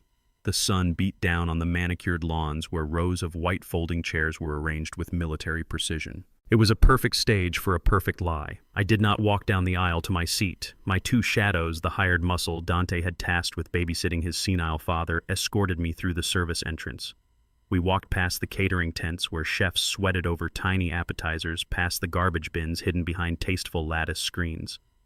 They dumped me in the back row. Not just the back row, but the back corner behind a massive stone pillar wrapped in ivy. I was invisible. I was hidden.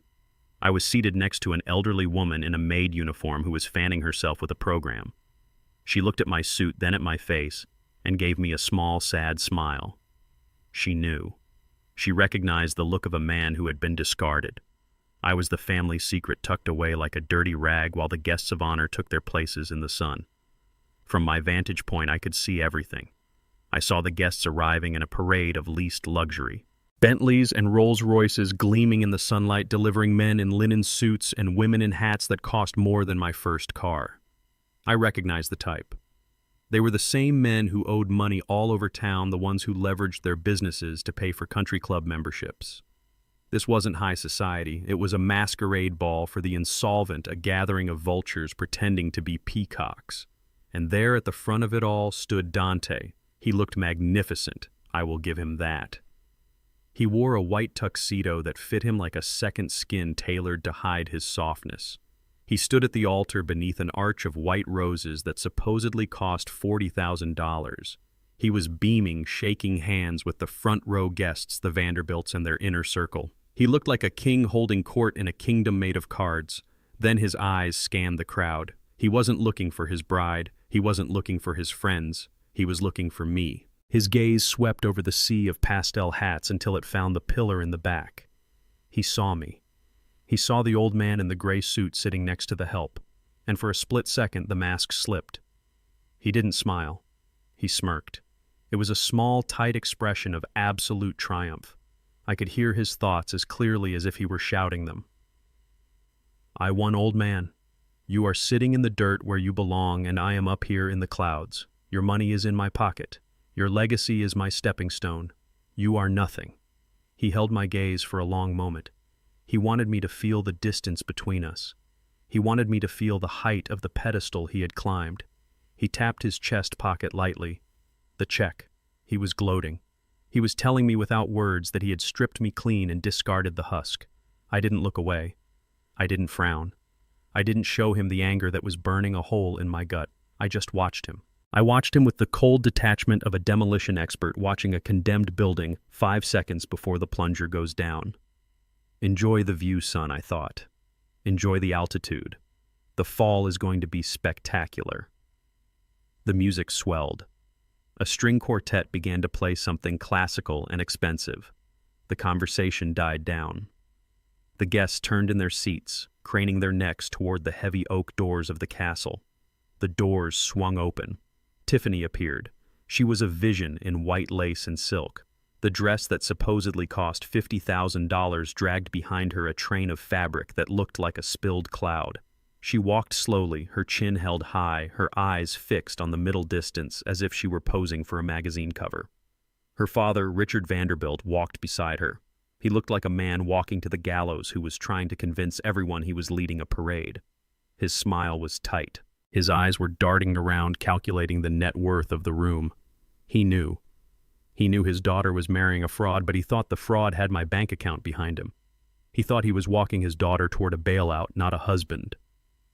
They moved down the aisle. The guests oohed and awed. I heard whispers of stunning and so regal. It was a perfect performance. As they passed the rows of guests, I saw the cracks in the facade. I saw Tiffany wince slightly when her heel caught on the runner. I saw Richard sweating through his expensive shirt. I saw the way Patricia Vanderbilt in the front row was gripping her clutch so hard her knuckles were white. They were all terrified. They were all broke. And they were all pinning their hopes on the man standing at the altar who was currently thinking about how to spend a check that was about to bounce. I looked at the maid sitting next to me. "Nice wedding," she whispered.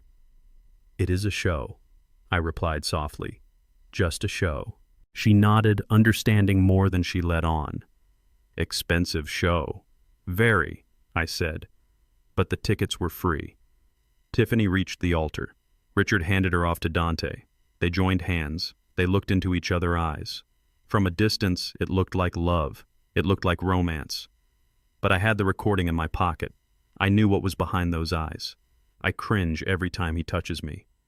That was what she had said.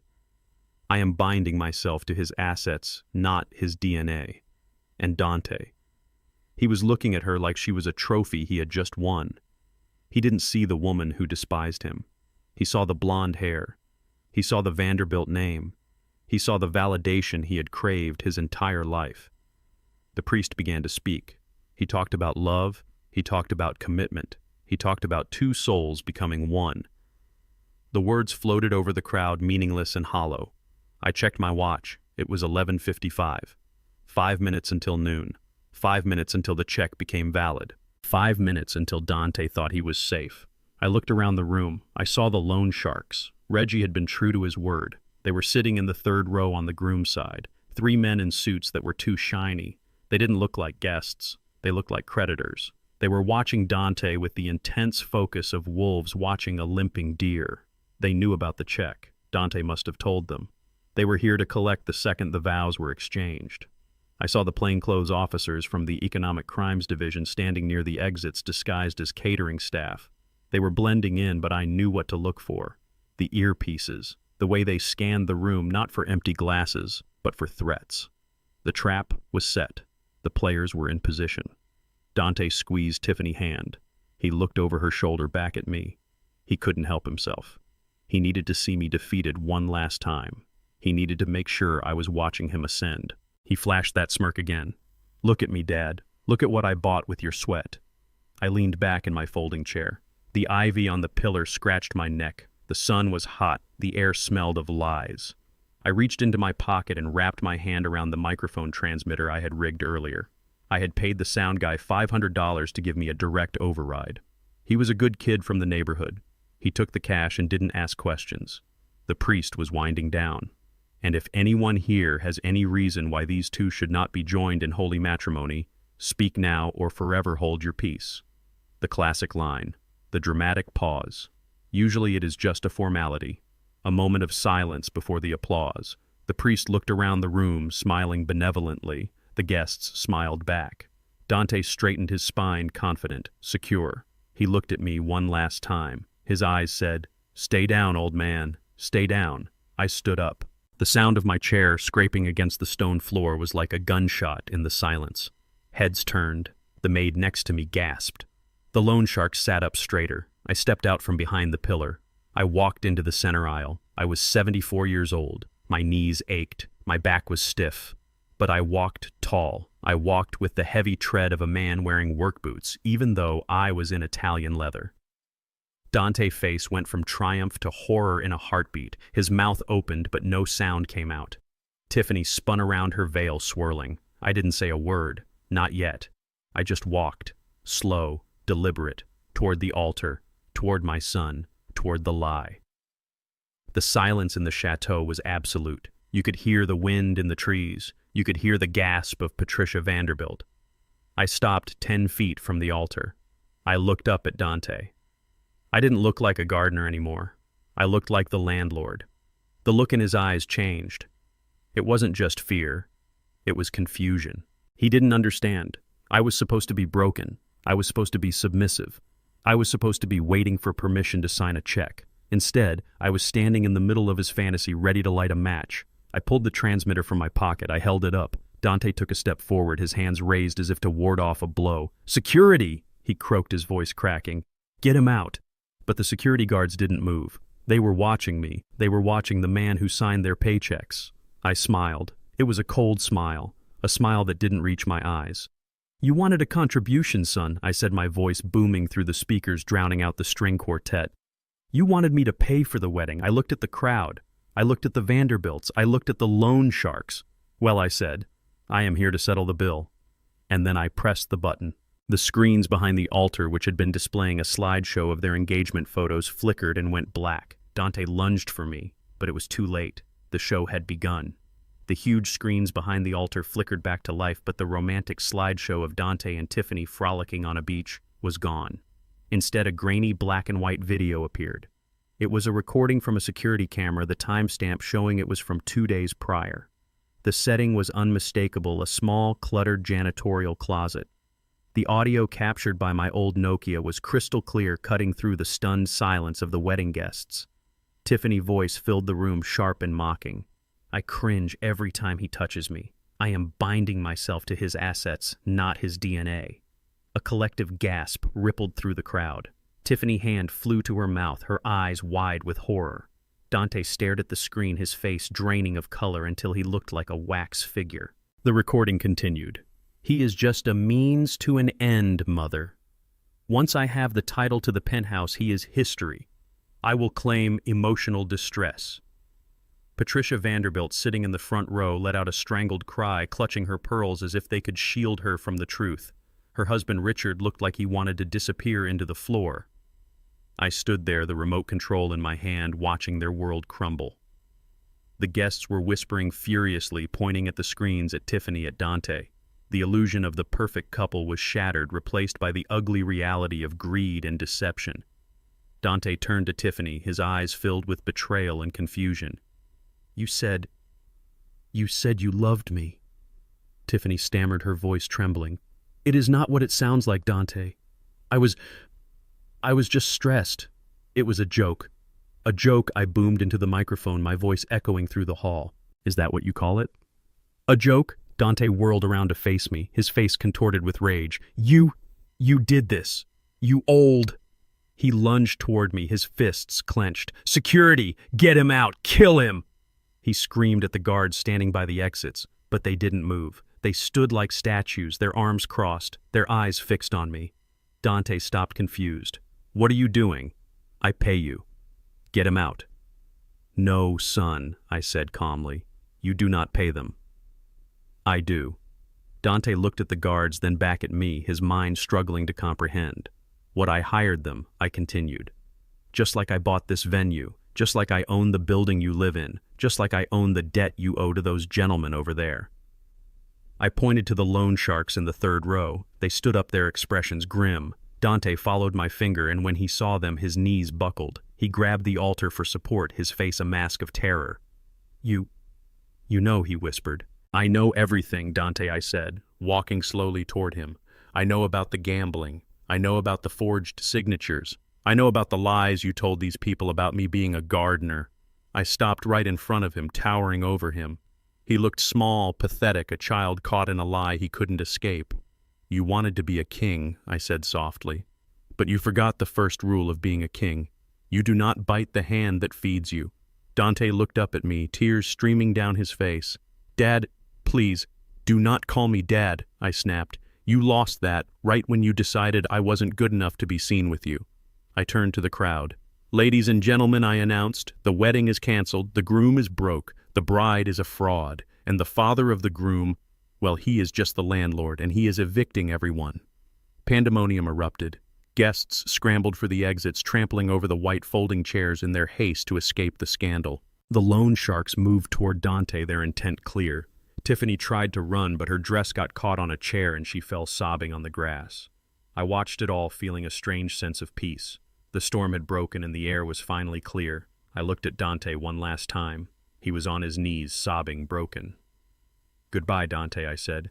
Good luck with your life. You are going to need it. I turned and walked away, leaving the ruins of his fantasy behind. I didn't look back. I had a truck to catch and a new life to start. A life where respect was earned, not bought. A life where I was Otis King and I answered to no one. The microphone felt heavy in my hand, cold steel against my warm palm. It wasn't just a piece of audio equipment, it was a gavel, and I was about to deliver the verdict. Dante was 10 feet away and closing fast. His face was a mask of pure, unadulterated panic. He wasn't looking at me like a son looks at a father. He was looking at me like a man looks at a grenade that just had the pin pulled. "Give me that!" he screamed, his voice cracking, stripping away all the polished veneer of the successful businessman he pretended to be. He lunged toward the stage, his fingers clawing at the air, desperate to silence me, desperate to keep the illusion alive for just one more minute. I didn't move. I didn't flinch. I stood my ground, planting my feet the way I used to when bracing a support beam against a Chicago wind. When he got within striking distance, my security detail, the men I paid, not him, stepped out from the shadows. A wall of muscle in dark suits blocked his path. Dante slammed into them, bouncing off like a bird hitting a window. He staggered back, gasping, looking from them to me with wild, confused eyes. "You want the floor, son?" I boomed, my voice amplified, bouncing off the stone walls of the chateau.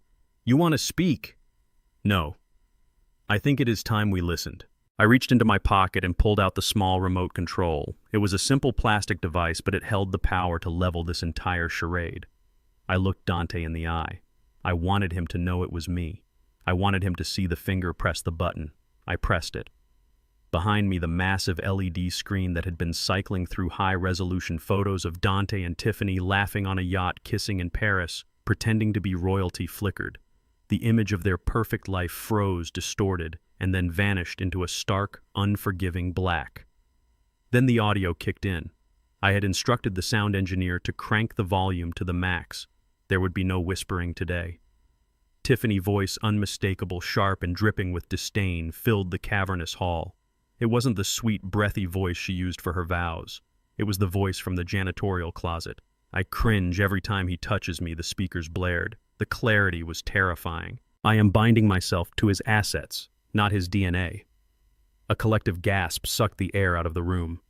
It sounded like the sudden depressurization of an airplane cabin. Forks dropped onto plates, glasses shattered, but the recording wasn't done. "He is just a means to an end. Mother," the voice continued, cruel and laughing. "Once I have the title to the penthouse, he is history. I will claim emotional distress." The courts always side with the wife. Then came the part that made the blood in my veins turn to ice, the part that I knew would destroy him. Who could actually love a man like that? Tiffany's voice sneered, amplified to a deafening roar. With that desperation, and that bloodline, he is just a nouveau riche thug trying to scrub the black off his skin. But he will never be one of us. The silence that followed the end of the clip was heavier than the stone blocks of the castle. It was a physical weight pressing down on every single person in that room. The string quartet had stopped playing. The waiters had stopped moving. I looked at Tiffany. She had gone deathly pale, her skin matching the white of her $50,000 dress. Her hand was clamped over her mouth, her eyes wide, darting around the room looking for an escape hatch that didn't exist. The blush of the blushing bride had drained away, leaving only the gray pallor of an exposed fraud. She looked at her mother, Patricia, who was sitting in the front row, frozen like a statue, her mouth agape. I looked at Dante. He had stopped struggling against the guards. He stood frozen, his arms hanging limp at his sides. He looked like he had been shot. He stared at the blank screen, then slowly, painfully turned his head to look at the woman he had just promised to love and cherish. The woman he had banned his own father to please. His mouth opened, but no sound came out. The betrayal wasn't just financial. It was existential. He had sold his soul to be accepted by these people, and they were laughing at him the entire time. He looked at me, and for the first time in years, I didn't see arrogance. I saw a boy who had just realized the monsters under his bed were real. The crowd erupted. It started as a low murmur, a rumble of shock and scandal, and quickly escalated into a cacophony of shouts and accusations. The Vanderbilts were trying to shrink into their seats, but there was nowhere to hide. The spotlight was on them, harsh and unforgiving. I raised the microphone to my lips one last time. "There is your legacy, Dante," I said, my voice cutting through the noise. "There is the prize you bought with my money." I dropped the mic. It hit the floor with a thud that signaled the end of the show. The wedding was over. The war had just begun. The sound of the slap was different from the silence that preceded it. It was sharp, wet, and shocking. Dante's hand connected with Tiffany's cheek with a force that sent her stumbling backward into her mother's arms. The white veil tore. A red mark bloomed instantly on her pale skin. "You bitch!" Dante screamed, his voice shredding his throat. "You played me! You think you are better than me!" He raised his hand again, his face contorted into a mask of pure, ugly violence. The charm, the sophistication, the veneer of the Harvard-educated businessman, all of it had dissolved, leaving behind only a scared, angry boy lashing out at the mirror. "Hold on," I boomed into the microphone, my voice shaking the dust from the chandeliers. I stepped down from the altar, moving with a speed that belied my age. My security guards stepped forward, intercepting Dante before he could strike again. They grabbed his arms, pinning them to his sides. He struggled, kicking and spitting, but they held him fast like a vice. "Do not get self-righteous now, son," I said, standing over him. "You are not the victim here. You are just the other half of the cancer." I looked at Tiffany. She was sobbing, holding her cheek, her mascara running in black rivulets down her face. She looked at Dante with hatred, but also with fear. She had thought she was marrying a fool she could manipulate. She did not know she was marrying a man capable of this. "It is your turn, Dante," I said. I pointed the remote at the screen again. "You see, ladies and gentlemen," I continued, addressing the shell-shocked crowd. "My son was very upset that his fiancée was using him for his money. But the funny thing is, he did not have any money. He only had mine, and he was trying to steal it."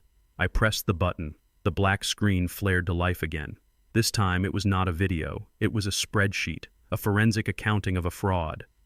On the left side, in bright red letters, it said, "The invoice Dante sent." On the right side, in stark black, it said, "The real cost." The numbers were large enough for everyone in the back row to see. Venue rental $150,000 versus $50,000. Catering $75,000 versus $30,000. Flowers $40,000 versus $5,000. The list went on, scrolling slowly so everyone could do the math. "You wanted $600,000, Dante," I said, my voice calm, deadly. "But the wedding only cost $200,000. That leaves a $400,000 hole. Where was that money going, son? Was it for a charity? Was it for an orphanage?" Dante stopped struggling, his eyes fixed on the screen. He stopped breathing. I clicked the button again. A new image appeared. It was a series of bank transfer receipts and text message logs. The first log was a conversation between Dante and a contact listed as Rocco. "Need the cash by Friday, Rocco.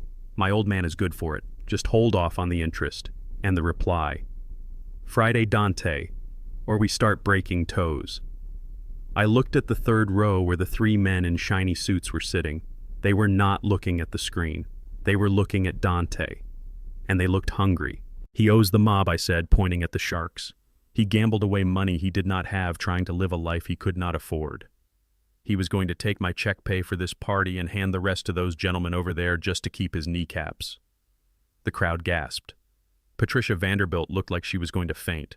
Her daughter was not just marrying a black man, she was marrying a broke gambler with a hit on his head. But wait, I said, there is more. Because a man like Dante does not just have one vice. I clicked the button one last time. A lease agreement appeared on the screen. It was for a luxury apartment in the city, not the penthouse. A different one. A smaller one. And the tenant listed was not Dante King. It was a woman named Jessica Miller. But the checks paying the rent, those were signed by Dante. Tiffany stopped crying. She stared at the screen. She squinted. "Who is Jessica?" she whispered, her voice trembling with a new kind of pain. I looked at Dante. He had his head down. He could not look at her. "She is the woman he goes to when he is tired of pretending to be good enough for you, Tiffany," I said. "She is the one he spends his weekends with when he tells you he is working late. And guess whose money he uses to pay her rent? Mine." I turned back to Dante. "You stood there and you slapped her because she deceived you," I said. "You acted like the injured party. But look at you. You are rotting from the inside out." I walked closer until I was inches from his face. "You deceived the woman who deceived you," I said softly, so only he could hear the full weight of my disappointment. "You found each other in the dark. A gold digger and a con artist. A racist and a liar." I looked from him to Tiffany. "You are a perfect couple," I said, my voice rising again. "You deserve each other. You deserve the misery you have built. You deserve the debt. You deserve the shame." Dante looked up. His eyes were red-rimmed, empty. "Dad," he croaked. "I am not your dad," I said. "I am the man who paid the bills, and the bank is closed." I turned to the loan sharks. "Gentlemen," I said, "I believe you have business with the groom. Please do not let me interrupt." The sharks stood up. They adjusted their jackets. They started moving toward the aisle. I turned to the Vanderbilts. "And you folks," I said, "I suggest you check your credit rating. I have a feeling your investment just crashed." I dropped the remote. It clattered on the stone floor next to the microphone. The screen behind me stayed lit, glowing with the evidence of my son's sins. I walked down the stairs of the altar. The guests parted for me like the Red Sea. They looked at me with fear, with awe. They didn't see a gardener anymore. They saw a titan. I walked past the sobbing bride. I walked past the ruined mother. I walked past the loan sharks who were closing in on my son. I walked out of the castle into the bright midday sun. I didn't look back. I didn't need to. I could hear the sound of the world collapsing behind me. And for the first time in years, the silence in my head was gone, replaced by the sound of justice. The silence that had fallen over the chateau following the revelation of Dante's infidelity and fraud did not last long.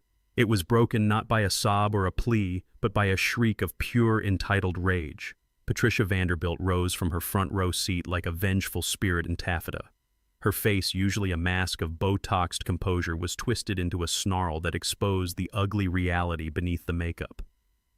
"Get him out!" she screamed, pointing a manicured finger at me. "Get this filthy animal out of here immediately! How dare you! How dare you ruin my daughter's day with your lies!" Richard Vanderbilt stood up beside her, puffing out his chest in a futile attempt to look intimidating. He adjusted his silk tie, his hands shaking with a mix of fury and fear. "This is slander," he bellowed, his voice cracking. "I will sue you for every penny you have. You are a senile old man making up stories. Security, I demand you remove this trespasser right now." He looked around, expecting the guards to rush forward, expecting the world to bend to his will as it always had. But the world had stopped spinning on his axis. The guards remained motionless, their arms crossed, their faces stone. They knew who signed the checks. They knew who the real boss was. I stood on the altar looking down at them. They looked ridiculous. Two desperate people in expensive clothes screaming at a storm, trying to command the thunder to be quiet. "You want me to leave, Patricia?" I asked, my voice calm, amplified by the speakers. "You want me to take my filthy money and go? You want to pretend none of this happened so you can get back to the business of selling your daughter to the highest bidder? You are disgusting," Patricia spat. "You are nothing. You are the help. You should be mowing the lawn, not standing on that stage." I looked at Reggie, who was standing in the shadows near the side entrance. He was holding his briefcase, the leather worn and cracked, just like his face. He gave me a nod. It was time. I think you are confused about who is the help around here, Patricia, I said. I gestured to Reggie. He stepped into the light, walking up the stairs to the altar with the slow, deliberate gait of an undertaker. He placed the briefcase on the podium next to me. He didn't look at the crowd. He looked straight at Richard Vanderbilt. "Who is this?" Richard demanded. "Another one of your gutter friends." "This is my lawyer," I said, "and he has some reading material for you." Reggie clicked the latches of the briefcase open. The sound was sharp loud. He pulled out a stack of documents stamped with official court seals. He picked up the microphone I had dropped and dusted it off. "Ladies and gentlemen," Reggie rasped, his voice sounding like gravel sliding down a chute. "My name is Reginald Davis. I represent Mr. Otis King. And while Mr. King has been very thorough in exposing his son's financial situation, we felt it was only fair to shed some light on the bride's family as well." Richard went pale. He took a step back, bumping into his wife. "Now see here," he stammered. "This is private. You cannot." Reggie ignored him. He held up a document for the crowd to see. "This is a foreclosure notice from the Bank of New York," Reggie said. "It is dated 3 months ago. It concerns the Vanderbilt estate in the Hamptons. It seems the mortgage has not been paid in over 2 years. The property is currently scheduled for auction next Tuesday." A ripple of shock went through the room. The guests, the high society friends, the people who had attended parties at that very estate started to whisper. "Lies!" Patricia shrieked. "That is a clerical error. We are sorting it out." Reggie dropped that paper and picked up another. "And this is a bankruptcy filing for Vanderbilt Holdings," he continued relentlessly. Chapter 7. Liquidation. Filed under a shell company to keep it quiet. Listing liabilities of $12 million and assets of, well, nothing. He looked at Richard over the rim of his reading glasses. $12 million, Richard. That is a lot of champagne." Richard slumped into his chair. He looked like a balloon that had been popped. The air of aristocracy vanished, leaving behind a frightened old man in a suit he couldn't afford. "But we are not done," Reggie said. He pulled out a list. "This is a list of creditors. It is quite long. I see a few familiar faces in the crowd, actually." He pointed to a man in the 4th row, a jeweler who had been beaming proudly just 10 minutes ago. "Mr. Henderson," Reggie said, "I believe you are owed $80,000 for a custom diamond necklace. The one Mrs. Vanderbilt is wearing right now, perhaps." The jeweler stood up, his face turning red. He looked at Patricia's neck. Patricia covered the diamonds with her hand, but it was too late.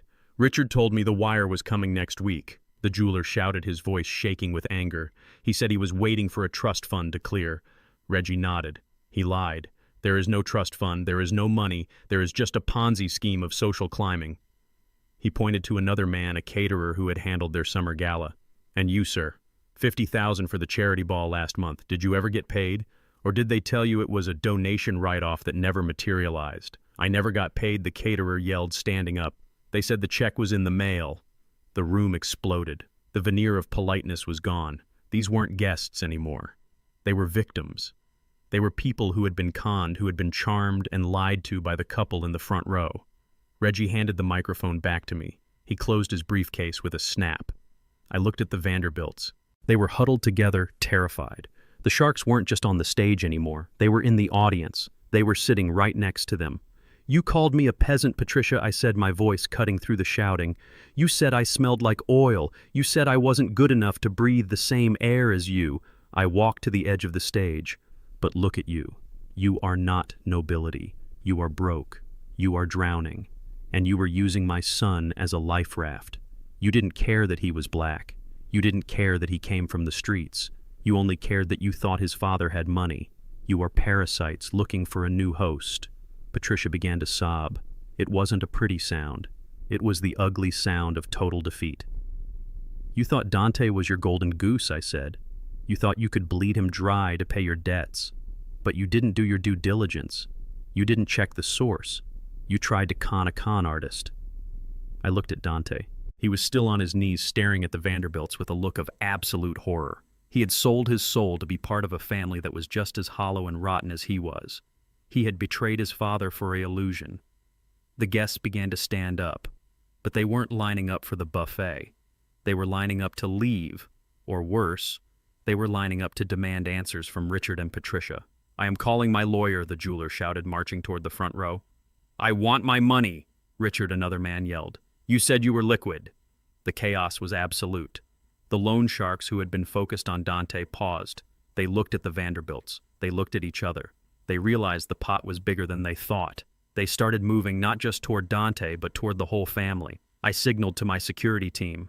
Clear a path, I said. I am done here. The guard stepped forward, creating a lane through the angry crowd. I stepped down from the altar. I walked past Dante, who didn't even look up. I walked past Tiffany, who was sitting on the floor in her ruined dress, staring at nothing.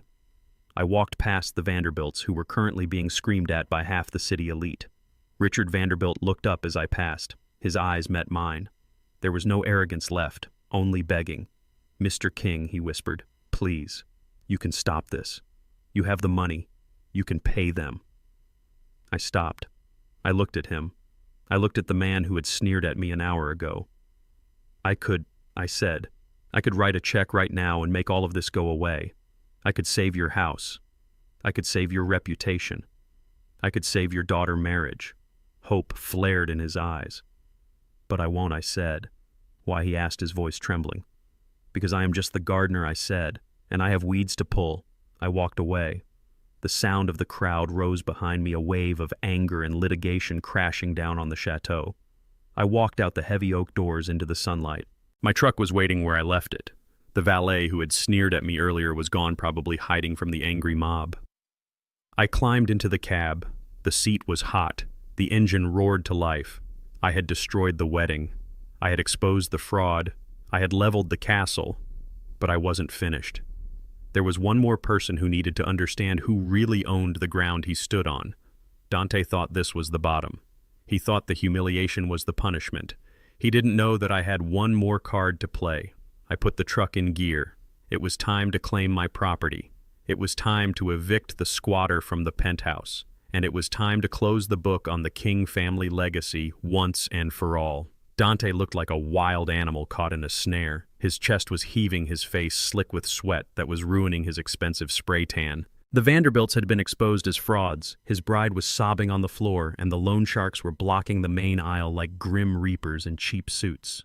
His perfect day had turned into a public execution, and he was the one on the chopping block. But he wasn't done. He still had one card left to play, or so he thought. He had his entitlement. He had his arrogance. He had the belief that no matter what, he was still the customer. And the customer is always right. He scrambled to his feet, smoothing his tuxedo jacket with trembling hands. He pointed a shaking finger at me, his eyes bulging. "This is enough," he screamed, his voice cracking high and shrill. "I don't care what lies you tell. I don't care about the spreadsheets. This is my wedding." He stomped his foot like a petulant child. "I signed the contract." He bellowed, turning to the security guards who were still standing motionless at the perimeter. "I rented this venue. My name is on the paper. I have rights." He spun back to me, baring his teeth. "You are trespassing. You hear me, old man? You are trespassing on a private event. I paid the deposit. I have the receipt." He looked at the head of security, a large man named Marcus, whom I had personally vetted 3 years ago. "Marcus," Dante shouted, "do your job. Throw him out. Throw this gardener out of my venue. I am the client. I sign your checks." The silence that followed was heavy, thick with the humidity of the afternoon and the weight of impending doom. Marcus didn't move. He didn't even blink. He just looked at Dante with a mixture of pity and boredom. Dante looked around confused. Why wasn't anyone moving? Why was the world not obeying him? "Why aren't you listening to me?" he shrieked. "I rented this place. It belongs to me for the weekend." "No, son," I said, my voice cutting through his hysteria like a cold wind. "You didn't rent anything." I reached into the inside pocket of my suit jacket. I pulled out a folded document. It wasn't a check this time. It was a deed. A property deed stamped with the official seal of the county clerk, dated exactly 5 days ago. I walked up the steps of the altar again. Dante tried to back away, but he hit the podium. He was trapped. "You keep talking about King Holdings," I said, unfolding the document. "You see that name on your lease? You see that name on your trust fund statements? You see that name on the bottom of the emails you get from the management company?" Dante blinked, sweat dripping into his eyes. "Yeah, so what?" "That's the investment firm. That's the bank." I held the deed up to his face. "Read the signature line." "Dante." He looked. His eyes scanned the bottom of the page. "King Holdings, LLC, by Otis, King Chairman and sole proprietor." He froze. He stopped breathing. He looked at the paper. He looked at me. He looked back at the paper. "Chairman," he whispered. "I am not a gardener, Dante," I said, my voice low and hard. "I never was. I am the man who built the buildings you play in. I am the man who owns the roof over your head. King Holdings isn't some faceless corporation in Delaware. It is me. It is my sweat. It is my blood. It is my last name." I stepped closer. "I bought the Chateau Saint-Michel last Tuesday," I said. "I bought it cash. I bought the land, the castle, the kitchen, and every single chair you are looking at." I swept my arm across the room. "You didn't rent this place, son. You are just a guest in my house, and you are a terrible guest." The realization hit him like a physical blow. His knees buckled and he slumped against the podium. The man he had called a peasant, the man he had banned because he wasn't good enough, was actually the titan he had been trying to emulate his entire life. The money he worshipped didn't come from some magical trust fund in the sky. It came from the calloused hands of the father he despised. Patricia Vanderbilt, who had been sobbing quietly, looked up. Her eyes went wide. She looked at my suit again. Suddenly it didn't look cheap to her. Suddenly it looked eccentric. It looked like stealth wealth. The realization that she had insulted a man worth hundreds of millions of dollars, a man who could have saved her from bankruptcy with a single phone call, washed over her face. She looked like she was going to be sick. You own King Holdings," Richard Vanderbilt stammered, standing up shakily. But that company owns half the downtown district. I own 52% of the commercial zoning in the city." "Richard," I corrected him. "And I own the debt on your Hamptons estate too. I bought that this morning." Richard fell back into his chair, clutching his chest. I turned back to Dante. He was staring at me as if I had just grown wings and breathed fire. "Why?" he croaked. "Why didn't you tell me? Because I wanted to see who you were without the money," I said. And I saw. I saw a man who would sell his father for a seat at a table where he wasn't welcome. I saw a man who was ashamed of his own skin. I looked at the security guards. "Marcus," I said. "Yes, Mr. King," Marcus replied instantly, snapping to attention. "Clear the room," I ordered. Dante's eyes went wide. "No. Wait.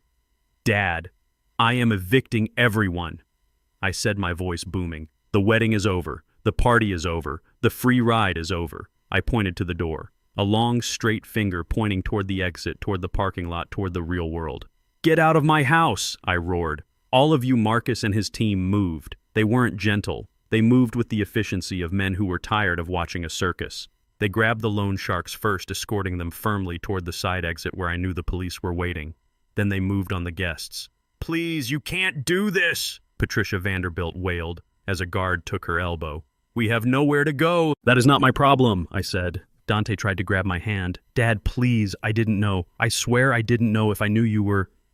If you knew I was rich, you would have loved me," I asked, looking down at him with pity.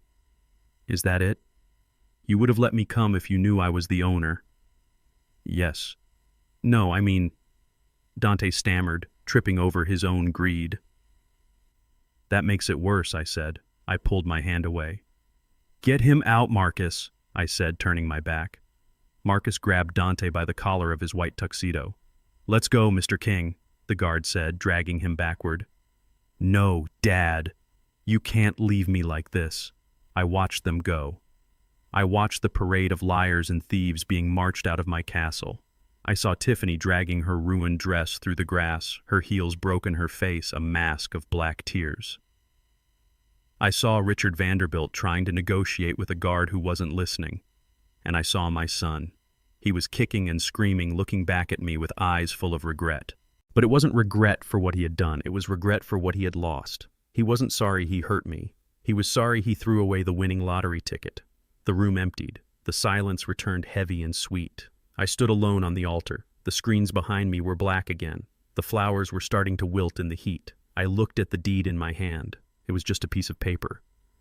But it was the most expensive piece of paper I had ever bought. I walked down the aisle, my footsteps echoing on the stone. I walked past the empty chairs. I walked past the abandoned glasses of champagne.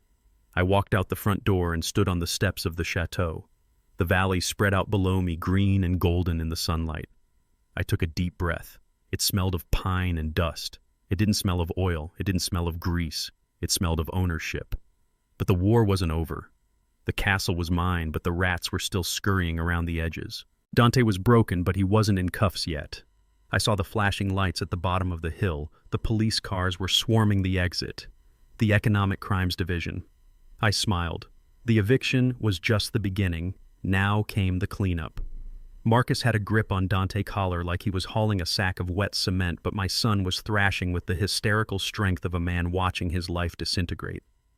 The adrenaline of the cornered rat took over. Dante twisted his body violently, ripping the expensive fabric of his tuxedo jacket.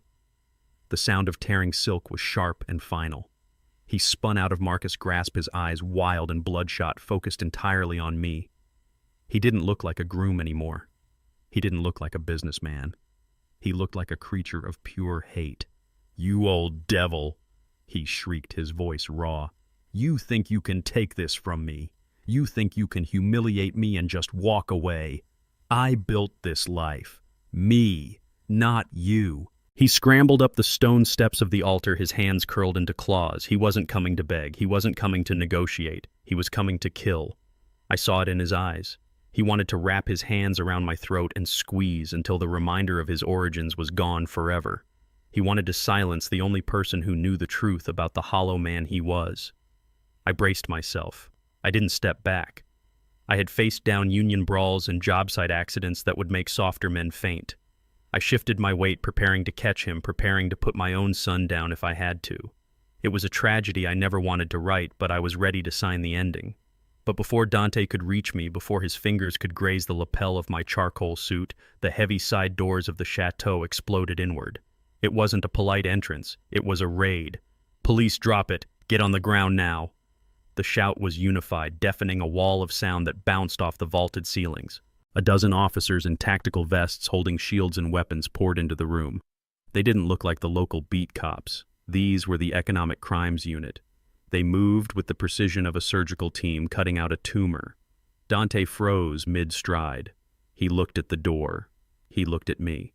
For a second, his brain couldn't process the shift. He was still in the mindset of a family dispute. He didn't realize he had stepped into a federal indictment. "Freeze, police, get down."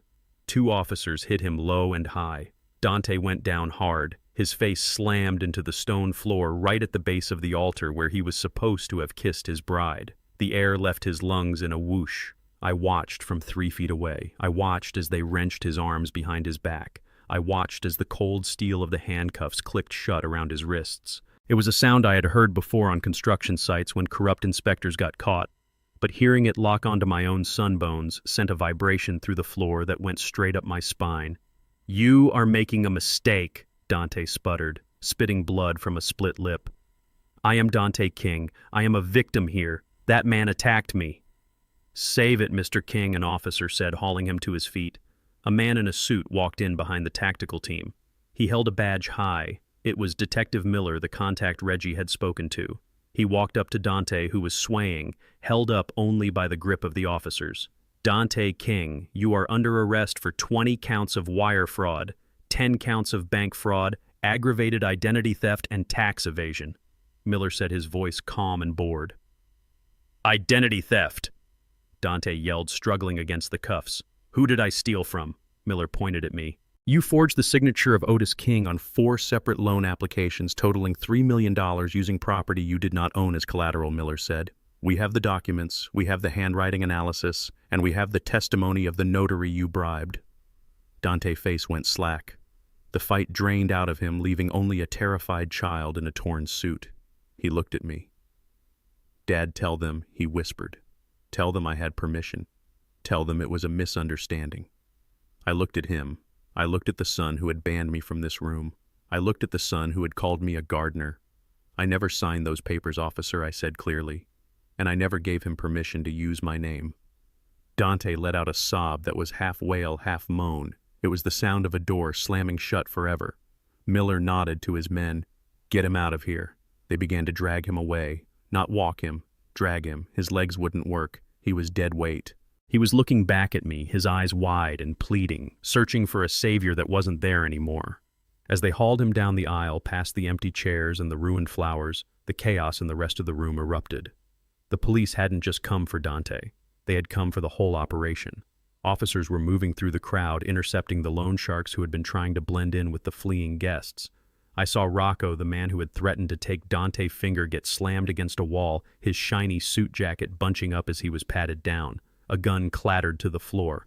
And then there was Tiffany. She hadn't run. She was still on the floor near the front row, surrounded by the wreckage of her wedding. But she wasn't alone. The moment the police appeared, the creditors and vendors who had been in the audience realized their only chance of getting paid was disappearing into a squad car. They turned on the next best thing.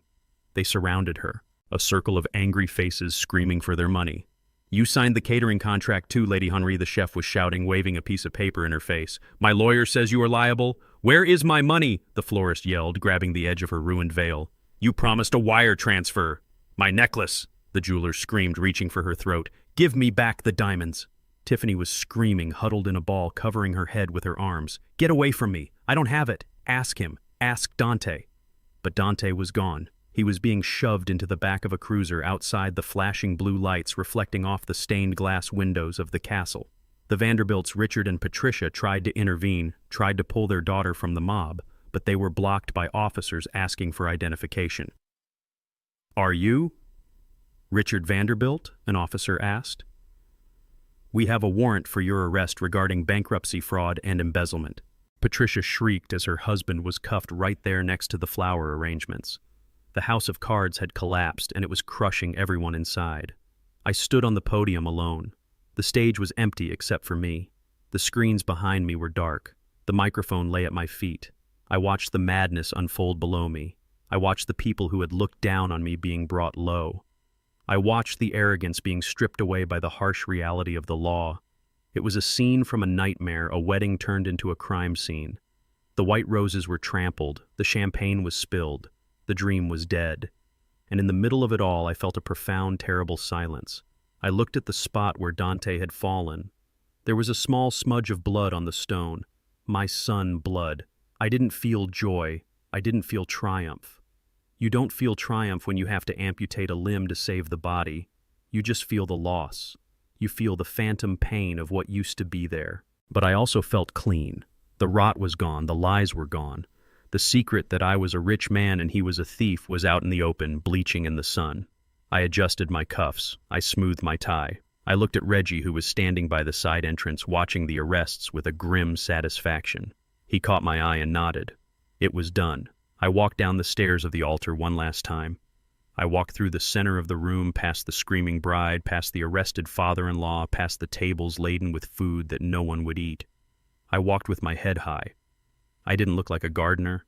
I didn't look like a mechanic. I looked like exactly what I was. I was the man who paid the bill. I pushed open the heavy doors and stepped out into the cool air. The courtyard was full of police cars and sirens. Dante was in the back of one, his face pressed against the glass, weeping. He saw me. He saw me standing on the steps, free and powerful. He mouthed the word, "Dad." I looked at him. I didn't wave, I didn't smile, I just touched the scar on my face. Then I turned and walked toward my truck. The valet stand was empty. The red carpet was stained with mud. I climbed into the cab of my Ford. It smelled of old coffee and hard work. It smelled like home. I started the engine. I had one more stop to make. I had a penthouse to clear out and a legacy to rewrite. My son was gone. But Otis King was still here, and I had a lot of work to do. I pulled my truck up to the curb of the Pinnacle for the second time that day. The sun was setting, casting long shadows over the city, turning the glass facade into a mirror of fire. This time the valet didn't try to stop me. He wasn't even there. The news of Dante's arrest had probably spread faster than a grease fire. Reggie was waiting for me by the residence entrance, flanked by a team of 4 men in gray coveralls. They weren't movers. They were clear-out specialists. The kind you hire when a tenant leaves in the middle of the night or goes to prison. "Ready, Otis?" Reggie asked, holding up the master key card. "Let us get it done," I said, climbing out of the truck. We walked into the lobby. The young security guard from earlier was gone, replaced by a night shift supervisor who looked tired and indifferent. He glanced at Reggie's legal briefcase, saw the determination on my face, and wisely decided to look back down at his monitor. The elevator ride to the 50th floor was silent. The hum of the machinery was the only sound. My ears were still ringing with the screams from the wedding, the chaos, the sirens. But here, in the hushed luxury of the tower, it felt like another world. A world I had paid for but never visited. The doors opened directly into the penthouse foyer. It smelled of expensive leather and stale champagne.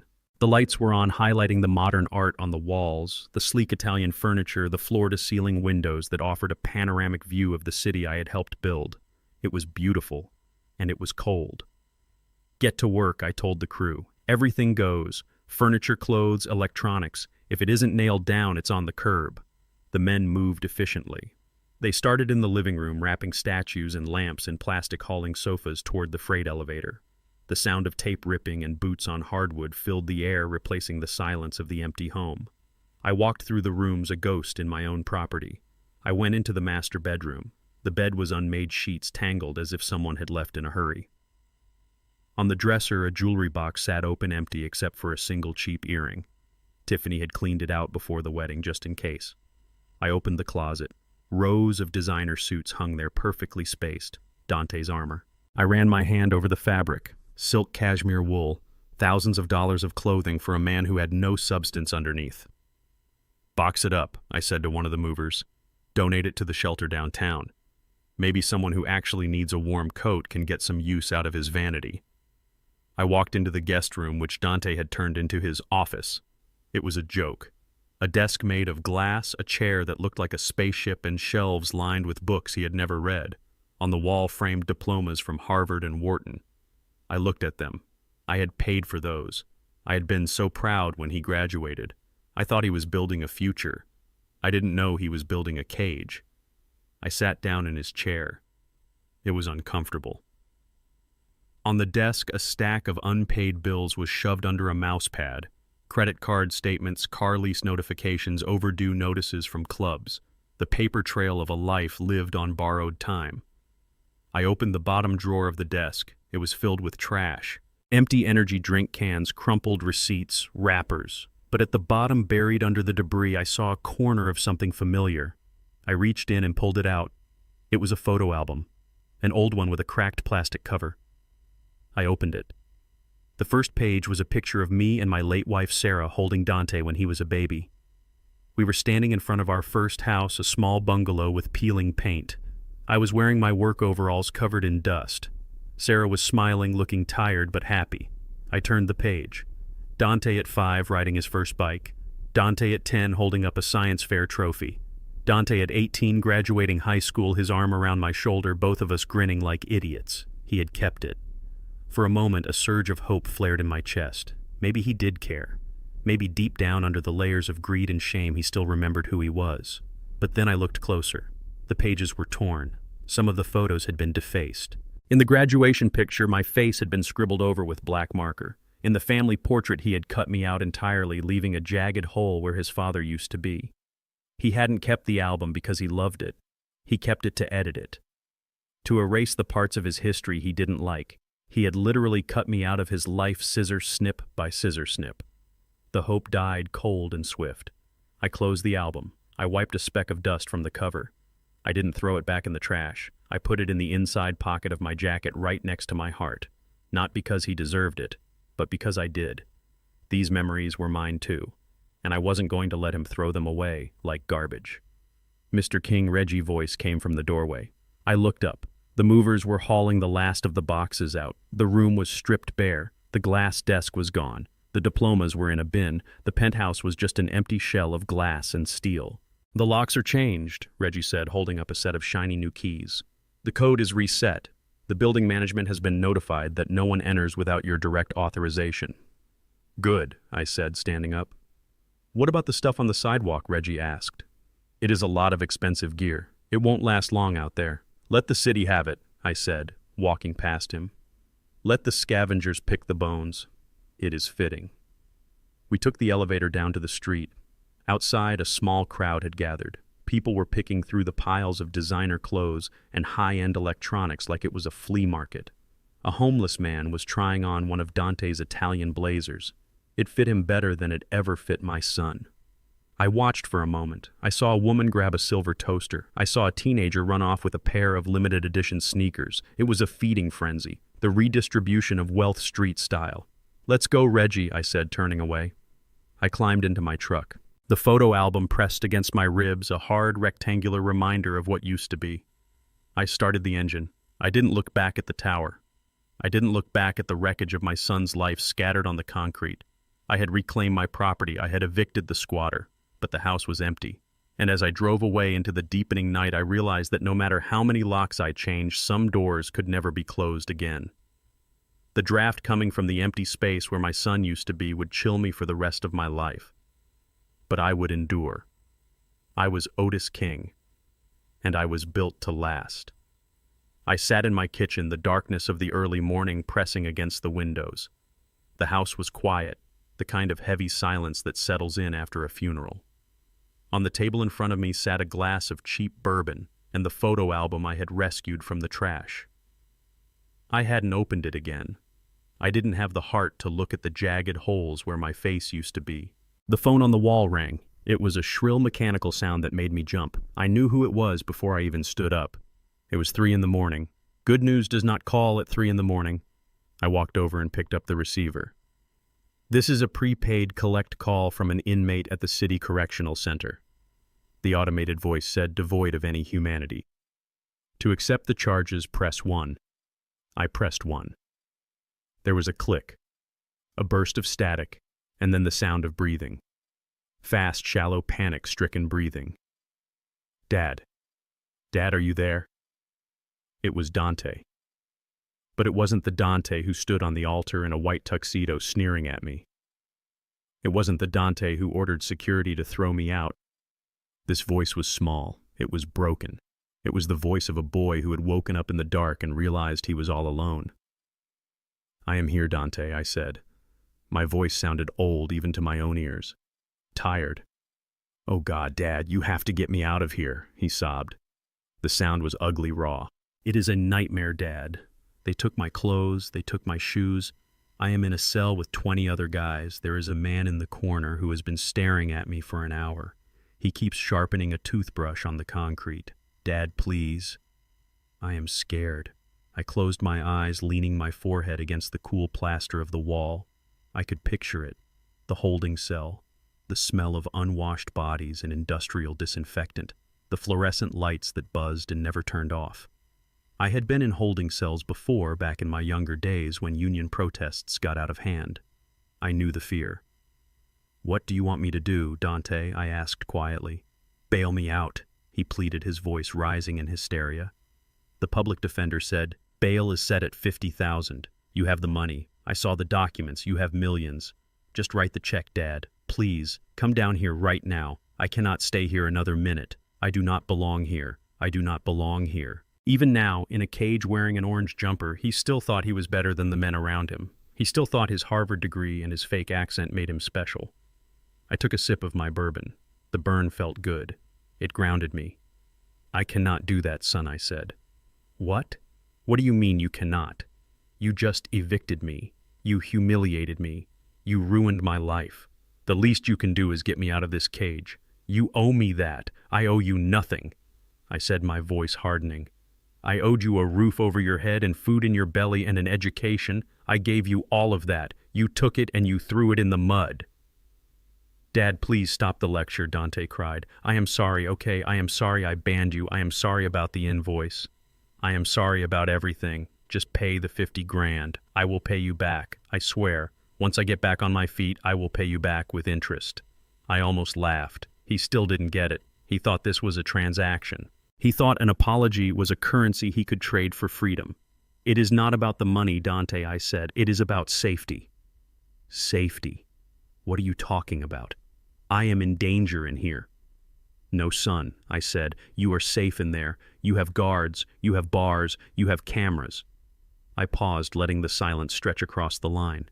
"Do you know who else was arrested today, Dante?" He sniffled. "No. Rocco," I said, "and his 2 associates. The men you owed $400,000 to." Dante went silent. I could hear his breath hitch.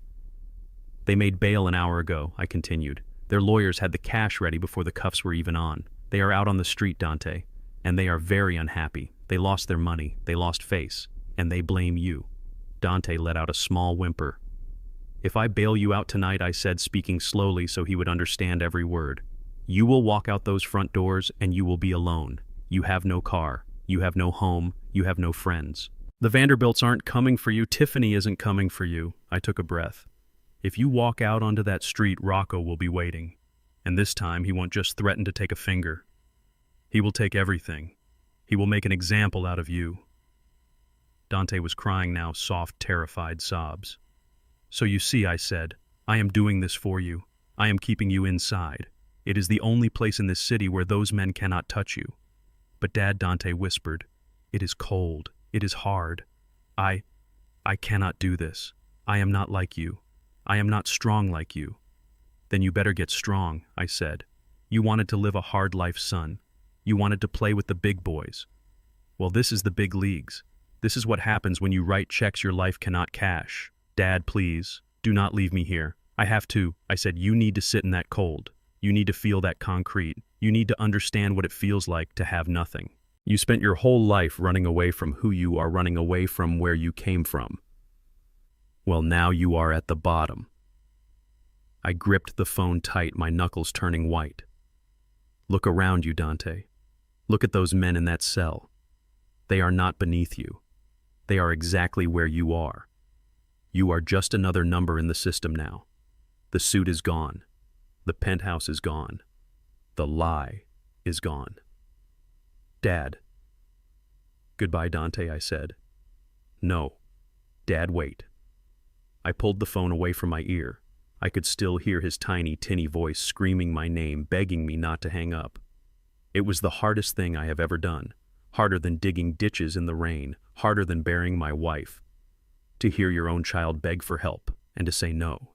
To know that you have the power to save him from his suffering, and to choose not to use it. But I knew that if I saved him now, I would lose him forever. If I bailed him out, he would never learn. He would never grow. He would just find another way to run, another way to hide, another way to use people. He needed the fire. He needed to burn so that the dross could melt away, and maybe, just maybe, the gold underneath would remain. I pressed the button. The line went dead. The screaming stopped. I hung the receiver back on the wall. The house was silent again. I picked up my glass and finished the bourbon in one swallow. It didn't burn this time. I was already numb. I sat there in the dark for a long time, staring at the photo album. I touched the cover. "You are safe, son," I whispered to the empty kitchen. "You are cold. You are scared. You are alone. But you are alive. And maybe when you come out, you will finally be a man." I stood up and turned off the kitchen light. I walked down the hall to my bedroom. I had a farm to buy tomorrow. I had a new life to start. I couldn't spend the rest of my days waiting by the phone for a son who might never come back. I lay down in my bed, but I didn't sleep. I listened to the wind rattling the window pane. It sounded like a ghost trying to get in. Or maybe it was just the sound of a father heart breaking one beat at a time. It didn't matter. The decision was made. The bail was denied. And the lesson had begun. It had been a week since the wedding that wasn't. The city had chewed up the story and spat it out, moving on to the next scandal, but the wreckage was still smoking. I had spent the last few days liquidating, selling the penthouse, selling the commercial blocks, turning concrete and glass back into liquid cash. I was preparing to leave, to disappear into the quiet life I had promised myself years ago. I was walking down 4th Street near the courthouse where I had just signed the final papers for the sale of the Pinnacle. The sun was hot, the pavement radiating heat through the soles of my boots. I was thirsty. I looked around for a place to get a bottle of water. There was a fast food joint on the corner, the kind with fluorescent lights that hummed too loud and floors that were always a little sticky. The sign said Burger Palace, but it looked more like a burger purgatory. I walked toward the glass doors. Inside it was the lunch rush. People in cheap suits and construction workers were shouting orders. The smell of old grease and onions hit me like a physical wall. And then I saw her. She was wiping down a table near the window. She was wearing a polyester uniform that was 2 sizes too big, a hideous shade of orange and brown. Her hair, the blonde mane she used to toss so arrogantly, was pulled back into a hairnet. Her face was scrubbed of makeup, revealing the pale, tired skin underneath.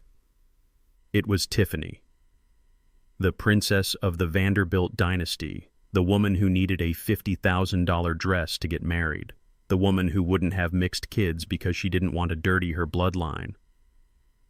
She was scrubbing dried ketchup off a plastic tray. I stopped on the sidewalk. I watched her. It was a sight that defied physics. It was like seeing a flamingo in a coal mine. She looked up. Her eyes met mine through the glass. She froze. The rag in her hand stopped moving. Her mouth opened. I expected her to hide. I expected her to run to the back, to duck behind the counter in shame. That is what a person with dignity would do. A person who understood the magnitude of her fall. But Tiffany didn't have dignity. She had desperation. She dropped the rag. She ran for the door, pushing past a customer carrying a tray of fries, knocking them to the floor without stopping. She burst out onto the sidewalk, the heat hitting her, along with the realization that her salvation might be standing right in front of her. "Otis," she gasped, breathless. "Mr. King." She stopped 3 feet away from me. She smelled of fryer oil and cheap disinfectant. She looked at my suit. It was a nice suit, a suit that smelled of money. "Oh, God, I am so glad to see you," she said, her voice trembling. "Please tell me you are here to help. Tell me you heard about everything." I looked at her. I didn't say anything. I just let her talk. "My parents lost the estate," she spilled the words out like vomit. "The bank took it yesterday. They locked the gates. We are staying in a motel by the airport. Dad is talking about bankruptcy court, but they might arrest him too. And Dante? Dante is gone." She looked at me, eyes wide, pleading. "I have nothing, Mr. King. They took my car. They took my apartment. I am sleeping on a cot in the motel room with my parents. I had to take this job just to pay for food. It is horrible. My feet bleed every night." The manager yells at me. People look at me like I am dirt. She reached out a hand. Her nails were broken, the manicure chipped and gone. "Please," she whispered. "You have so much. I saw the papers at the wedding. You are a millionaire. Just a little bit. Just enough to get me out of this place. Enough to get a deposit on an apartment. I will pay you back. I swear." I looked at her hand, the hand that had worn a $20,000 engagement ring bought with my money, the hand that had slapped my son when the illusion broke. "You want money?" I asked, my voice flat. "Yes," she nodded eagerly, tears welling up in her eyes. "Just a loan. Please. We are family. Sort of. I almost married your son." "Almost," I repeated. "You almost married him to steal his penthouse. You almost married him to divorce him. You almost married him while despising the very blood in his veins." She flinched, but she didn't pull her hand back. Desperation had burned away her shame. "I was stupid," she said. "I was young and stupid. I learned my lesson. Look at me. I am working. I am trying. But this is not me. I am not a waitress, Otis. I am a Vanderbilt." There it was, the core of the rot. Even here, standing in a grease-stained uniform on a dirty sidewalk, she still believed she was better. She still believed her last name entitled her to a life she hadn't earned. "You are right, Tiffany," I said. "You are not a waitress. A waitress works hard. A waitress stands on her feet for 8 hours to feed her kids. A waitress has honor." I stepped closer to her. "You are a leech. You are a parasite that fell off the host, and now you are starving because you do not know how to hunt." Her face crumbled. Tears cut tracks through the grease on her cheeks. "Please," she sobbed. "I am hungry. I am tired. Just give me something. Anything." I reached into my pocket. Tiffany's eyes followed my hand. She saw the shape of my wallet. Hope flared in her chest, a bright, hungry flame. I didn't pull out my wallet. I pulled out a small white card. It was crisp, clean, and sharp-edged. I held it out to her. She looked at it confused. She took it slowly, her fingers brushing mine. Her skin was rougher than I remembered. "What is this?" she whispered, looking down at the card. "It is a business card," I said. "For the City Works Employment Center." She stared at it. "They are hiring," I said. "Construction crews, road work, bricklaying. It is hard work, Tiffany. It is hot work. You will break your nails. You will sweat until you can't see straight. You will go home aching in places you didn't know you had muscles." I pointed at the card. "But they pay $18 an hour, and they pay on time." She looked up at me, her face twisting in disbelief. "Construction," she spat. "You want me to work construction. I want you to work," I said, hard and cold. "I want you to understand what it feels like to trade sweat for bread. I want you to build something instead of stealing it. But I cannot do that, she wailed. I am a woman. I am delicate. My mother worked in a canning factory for 30 years, I said. My wife scrubbed floors in office buildings until her knees gave out. They were women. They were delicate, but they were strong. I tapped the card in her hand. You want money, Tiffany? Go earn it. She crumpled the card in her fist. You are cruel, she hissed. You are a cruel old man. You have millions and you won't even give me $20. You enjoy this. You enjoy seeing us suffer. I don't enjoy it, I said. I despise it. I despise that it took this for you to even learn what a mop bucket looks like. But I am not going to rob you of the lesson. I leaned in close so she could smell the expensive cologne I wore now, the scent of the man she should have respected. Money you beg for is dirty, Tiffany, I whispered. Money you steal is cursed, but money you earn, money you bleed for, that is clean. I straightened up. Go back inside, I said. Your manager is watching. And if you lose this job, you won't even have the money for the motel. She looked over her shoulder. A heavy-set man in a manager's shirt was glaring at her through the glass, tapping his watch. She looked back at me. Hate and fear warred in her eyes. I hope you rot, she whispered.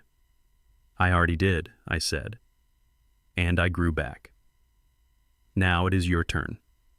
I turned my back on her. I walked away down the street. I didn't look back to see if she went inside. I didn't look back to see if she threw the card away. It didn't matter. I had given her the only thing she needed, an opportunity. Whether she took it or not was up to her. I walked toward my truck, my step lighter than it had been in years. The city was loud and hot and full of people hustling for their next dollar. And for the first time, I didn't feel like I was carrying the weight of the world. I was just a man walking down the street, a man who had paid his debts, a man who had closed his accounts, a man who was finally free. I reached my truck and climbed in. I had one more stop, the final stop. I had to sell the empire. I had to liquidate the last of the holdings. I was going to turn King Holdings into ash, and from the ashes I was going to build something that couldn't be stolen, something that couldn't be spent. I was going to build a future for people who actually deserved it. I sat in the boardroom of King Holdings for the last time. The table was made of mahogany polished to a shine that could rival a mirror. Around it sat 12 men and women in suits that cost more than my father made in a lifetime. They were lawyers, accountants, and investors. They were the people who managed the empire I had built brick by brick, but today they weren't managing it. They were dismantling it. Mr. King, the lead attorney said, sliding a stack of documents across the table. Are you absolutely certain about this? The market is soft right now. If we hold on to the downtown commercial blocks for another 6 months, the valuation could increase by 15%. I looked at the papers. Deeds, titles, stock certificates. They represented 40 years of my life. 40 years of missed birthdays, late nights, and calloused hands. 40 years of building a kingdom for a son who didn't want to live in it. Sell it, I said, my voice steady. Sell it all. The commercial blocks, the residential towers, the industrial parks, everything except the farm in the valley. But sir, the accountant interjected, the tax implications alone. I don't care about the taxes. I cut him off. I don't care about the valuation. I want it gone. I want the cash in the bank by the end of the month. I looked out the window at the city skyline. I could see the pinnacle from here. It was just another building now. Just another pile of glass and steel. It didn't hold any power over me anymore. This isn't a business decision, I said, turning back to the room. It's a cleaning. I am scrubbing the slate clean. The lawyers exchanged worried glances, but they nodded. They knew better than to argue with me when I had that look in my eye. They started signing papers, making calls, setting the wheels in motion to dissolve an empire that had taken a lifetime to build. It took 3 weeks. 3 weeks of meetings, signatures, and wire transfers. I watched as the assets were sold off one by one. It was like watching a sandcastle being washed away by the tide. But instead of sadness, I felt relief. Every building sold was a weight lifted off my shoulders. Every dollar deposited was a severance from the past. When the dust settled, I had a bank account with a number that looked like a phone number. It was enough money to buy a small country. It was enough money to live like a king for 10 lifetimes. But I didn't want to live like a king. I wanted to live like a man. I called Reggie. Meet me at the diner, I said. And bring the paperwork for the trust." "The trust for Dante?" Reggie asked, confused. "I thought we revoked that." "Not that trust," I said. "The new one." We met at Earl's Diner again. It felt fitting to end it where it began. Reggie looked at the bank balance I showed him and whistled low. "That is a lot of zeros, Otis," he said. "What are you going to do with it? Buy an island?" "No," I said. "I am going to give it away." Reggie choked on his coffee. "Give it away to who? The IRS?" "To the future," I said. "I am setting up a foundation, Reggie, the King Scholarship Fund." I pulled out a notebook. I had spent the last few nights writing down exactly what I wanted. "It is for kids like me," I said. "Kids from the South Side. Kids who grow up without fathers. Kids who have dirt under their fingernails and fire in their bellies but no way to get a foot in the door." I tapped the page. "Full rides," I said. "Tuition, books, housing. But not just for college. Trade schools too. If a kid wants to be a mechanic, we pay for it. If he wants to be an electrician, we pay for it. If he wants to be a doctor, we pay for it." Reggie looked at me, his eyes softening. "Otis, that is beautiful. But why? You could just enjoy your retirement." "I tried to build a legacy for my son," I said, staring at the coffee cup. "I tried to give him everything I didn't have, and I ruined him. I made him weak. I made him entitled. I made him ashamed of where he came from." I looked up at Reggie. "I can't fix Dante," I said. "He has to fix himself. But maybe I can help some other kid avoid the same trap. Maybe I can help a kid build his own empire instead of waiting for someone to hand it to him." "It's a lot of money," Reggie said quietly. "You sure you don't want to keep a little for yourself?" "I kept enough for the farm," I said, "and enough to keep the lights on. That is all I need. The rest is just a burden." We spent the next 4 hours hammering out the details. The board of directors would be made up of teachers, community leaders, and former tradesmen. No politicians, no corporate types, and definitely no Vanderbilts. "One condition," I said as we wrapped up, "the recipients, they have to work. They have to maintain a job while they are in school, even if it is just 10 hours a week. I want them to know the value of $1. I don't want to breed another generation of Dantes." "Done," Reggie said, shaking my hand. "The King Scholarship Fund, it has a nice ring to it." "It does," I said. I walked out of the diner feeling lighter than air.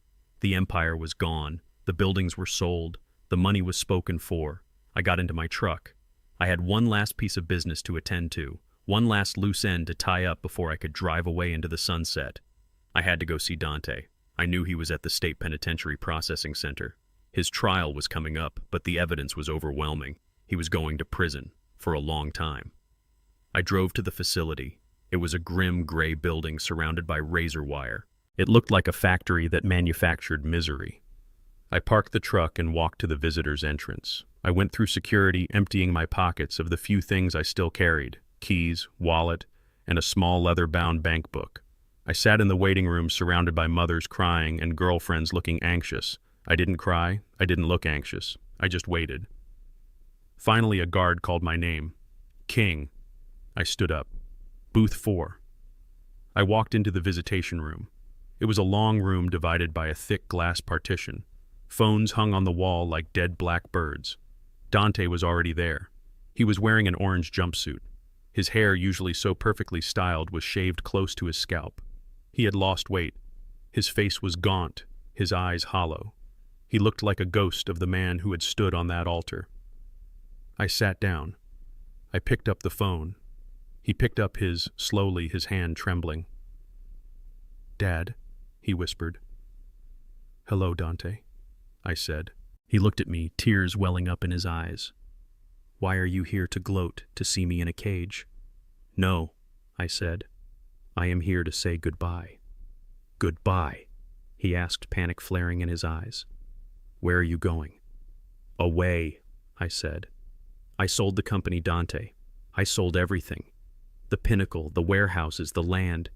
It is all gone." His jaw dropped. You sold King Holdings, but that is my inheritance. That is my future." "It was never your future," I said.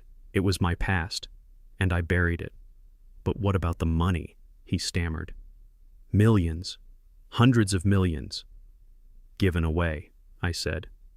To a scholarship fund for kids who actually want to work. He stared at me stunned. The realization that the safety net was truly gone, that there was no pot of gold waiting for him at the end of his sentence, hit him hard. "So I have nothing," he whispered. "I am going to rot in here, and when I get out, I have nothing." I reached into my pocket. I pulled out the small bank book. I held it up to the glass. "Not nothing," I said. I opened the book to the first page. It was a savings account I had opened for him when he was 10 years old. "You remember this?" I asked. He squinted at the numbers. $5,000. $5,000, I said. "Do you remember how you got this money?" He shook his head confused. "You mowed lawns," I said. "You washed cars, you painted fences. That summer when you were 12, you worked every single day. You sweated, you got blisters, and you saved every penny." I looked at him, my eyes locking onto his. "This is the only money you ever earned, Dante," I said. "The only clean money. The only money that didn't come from my pocket or a loan shark's ledger." I slid the book into the pass-through tray. The guard checked it and slid it to Dante. He picked it up. He looked at the balance. $5,000. "It has been sitting in that account for 20 years, I said. "With interest, it is probably $6,000 now. It is yours." $6,000? He scoffed, a flash of his old arrogance returning. "What am I supposed to do with $6,000? "Start over," I said. "When you get out of here, take that money. Buy some tools, buy a work truck, and go to work." "Work," he sneered. "Manual labor, like you." "Yes," I said. "Like me. Because that is the only way you are going to build something real. That is the only way you are going to get your dignity back." I stood up. "Don't look for me when you get out," I said. "I won't be in the city. And don't ask for more money. There isn't any. Not for you." "Dad, wait," he shouted, standing up, the phone cord stretching tight. "You can't just leave me. I'm your son." "I know," I said, placing my hand on the glass. "And that is why I am doing this. I am giving you the only gift that matters. I am giving you the chance to be a man." I hung up the phone. I turned and walked away. I could hear him screaming behind the glass, banging his fists against the partition. But I didn't look back. I walked out of the prison into the bright afternoon sun. The air smelled sweet. The sky was blue. I got into my truck. I tossed my tie onto the passenger seat. I unbuttoned my collar. I put the truck in gear and pointed it toward the highway, toward the valley, toward the farm. Otis King was retired. The gardener was gone. The landlord was gone. There was just a man now, a free man, and the road ahead was wide open. I sat on a bolted-down metal stool in the visitation room of the State Penitentiary Processing Center. The air smelled of industrial cleaner and stale despair. Around me, mothers wept into tissues and girlfriends pressed their hands against the thick plexiglass, whispering promises they probably couldn't keep. I didn't weep. I didn't have any promises left to make. I just sat there, my hands folded on the stainless steel counter, waiting for the number 742 to be called. It had been 3 weeks since the wedding, 3 weeks since I tore down the facade of my son's life. In that time, the wheels of justice had ground him down into a fine powder. The plea deals had been rejected. The assets had been seized. The sentence had been handed down swiftly, a 5-year term in a medium security facility upstate. Today was transfer day. Today was the last time I would see him before he became just another inmate in the system. The heavy steel door on the other side of the glass buzzed and clicked open. A line of men in bright orange jumpsuits shuffled in their ankles, shackled, their heads bowed. I scanned the line, looking for the confident stride, the arrogant tilt of the chin that had defined Dante King for 32 years. I didn't see it. Instead, I saw a man who looked like he had shrunk. His shoulders were hunched. His head was shaved, stripping away the expensive haircuts that used to cost him $100 a week. He looked pale, gaunt, and terrified. He sat down in the booth opposite me and picked up the black receiver. His hands, usually manicured and soft, were shaking. I picked up my phone. The line crackled with static. "Hello, Dante," I said. My voice was calm, steady. It was the voice of a man who had made his peace with the past. "Dad," he whispered. His voice was thin, scraped, raw. "You came. I knew you would come. I told my lawyer you wouldn't leave me like this." He leaned closer to the glass, a desperate glint in his eyes. "Did you get the appeal started?" he asked hurriedly. "The public defender is an idiot. He says I have to serve at least 2 years before parole, but with your money we can hire the best. We can get this overturned." It was a mistake, Dad. I was coerced. The loan sharks made me do it. I listened to him spin his web. Even here, even in shackles, he was still trying to hustle. He still thought there was a check large enough to fix reality. He still thought I was his safety net. I am not here to talk about appeals, Dante, I said. I fired the legal team. He froze. The phone slipped slightly in his grip. What do you mean you fired them? He stammered. Then who is handling my case? Nobody, I said. The case is closed. You pleaded guilty. You are going to prison. But the money, he choked out. The assets. King Holdings. You have millions. You can pull strings. You know judges. You know politicians. I leaned forward. I looked deep into his eyes, trying to find the son I had raised, trying to find a trace of the boy who used to catch fireflies in the backyard. There is no King Holdings anymore, I said. Dante blinked, confused. What I sold it, I said. I sold it all. The pinnacle, the commercial blocks, the warehouses, the land. Every single brick and beam. His jaw dropped. Panic began to rise in his chest, visible in the rapid rise and fall of his orange jumpsuit. You sold it, but that is the legacy. That is my inheritance. It was never your inheritance, I corrected him. It was my life's work, and I liquidated it. Where is the money? He asked, his voice rising in pitch. Where are the millions? Gone, I said simply. Gone. You can't just lose hundreds of millions of dollars. Where did it go? I gave it away, I said. I started a scholarship fund, the King Foundation. It pays for trade school and college for kids from the South Side, kids who know how to work, kids who aren't ashamed of where they come from.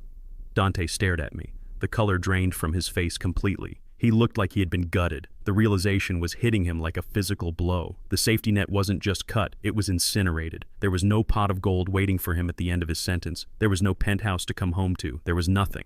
So I have nothing, he whispered, tears spilling over his lashes. I am going to rot in a cell for 5 years, and when I get out, I have nothing. I reached into the breast pocket of my jacket. I pulled out a small rectangular object. It wasn't a check, it wasn't a deed, it was a bank book. A small leather-bound savings passbook, the kind banks used to issue 30 years ago. The cover was worn, the edges frayed. I held it up against the glass. Nothing, I said. Dante squinted at it through his tears. What is that? He asked. I opened the book to the first page. The ink was faded blue stamps marking deposits from 2 decades ago. August 12th, 1998, $20.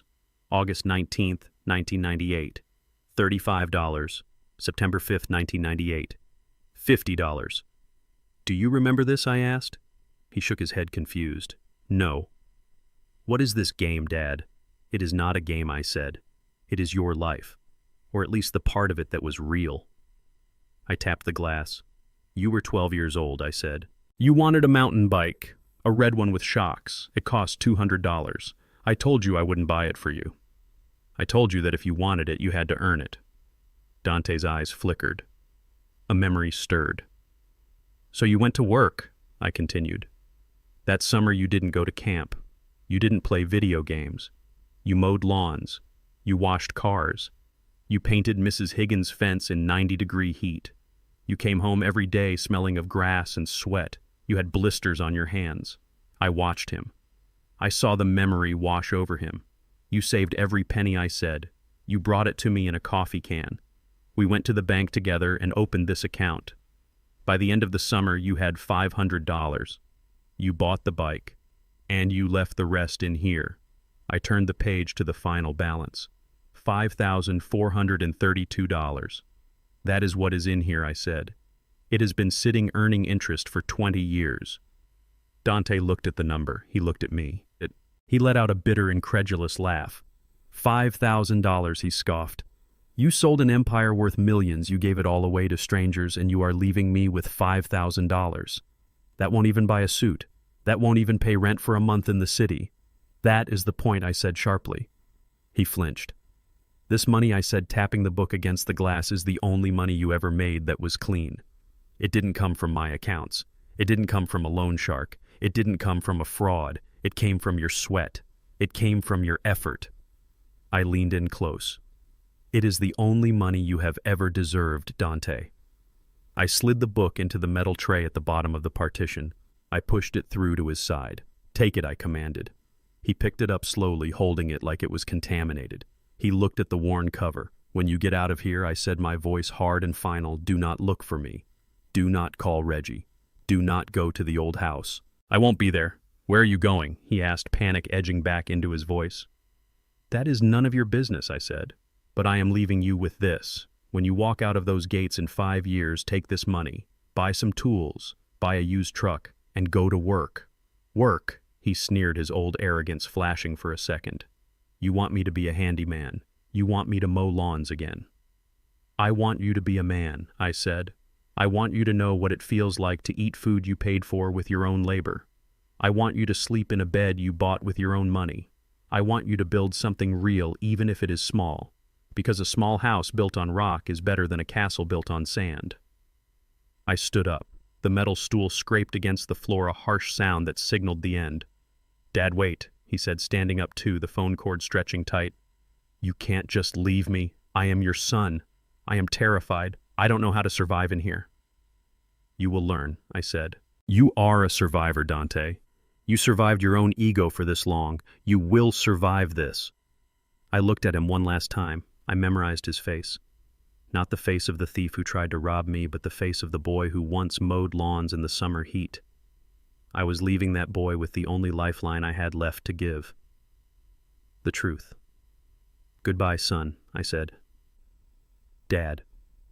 No, Dad. I hung the phone up. The connection cut.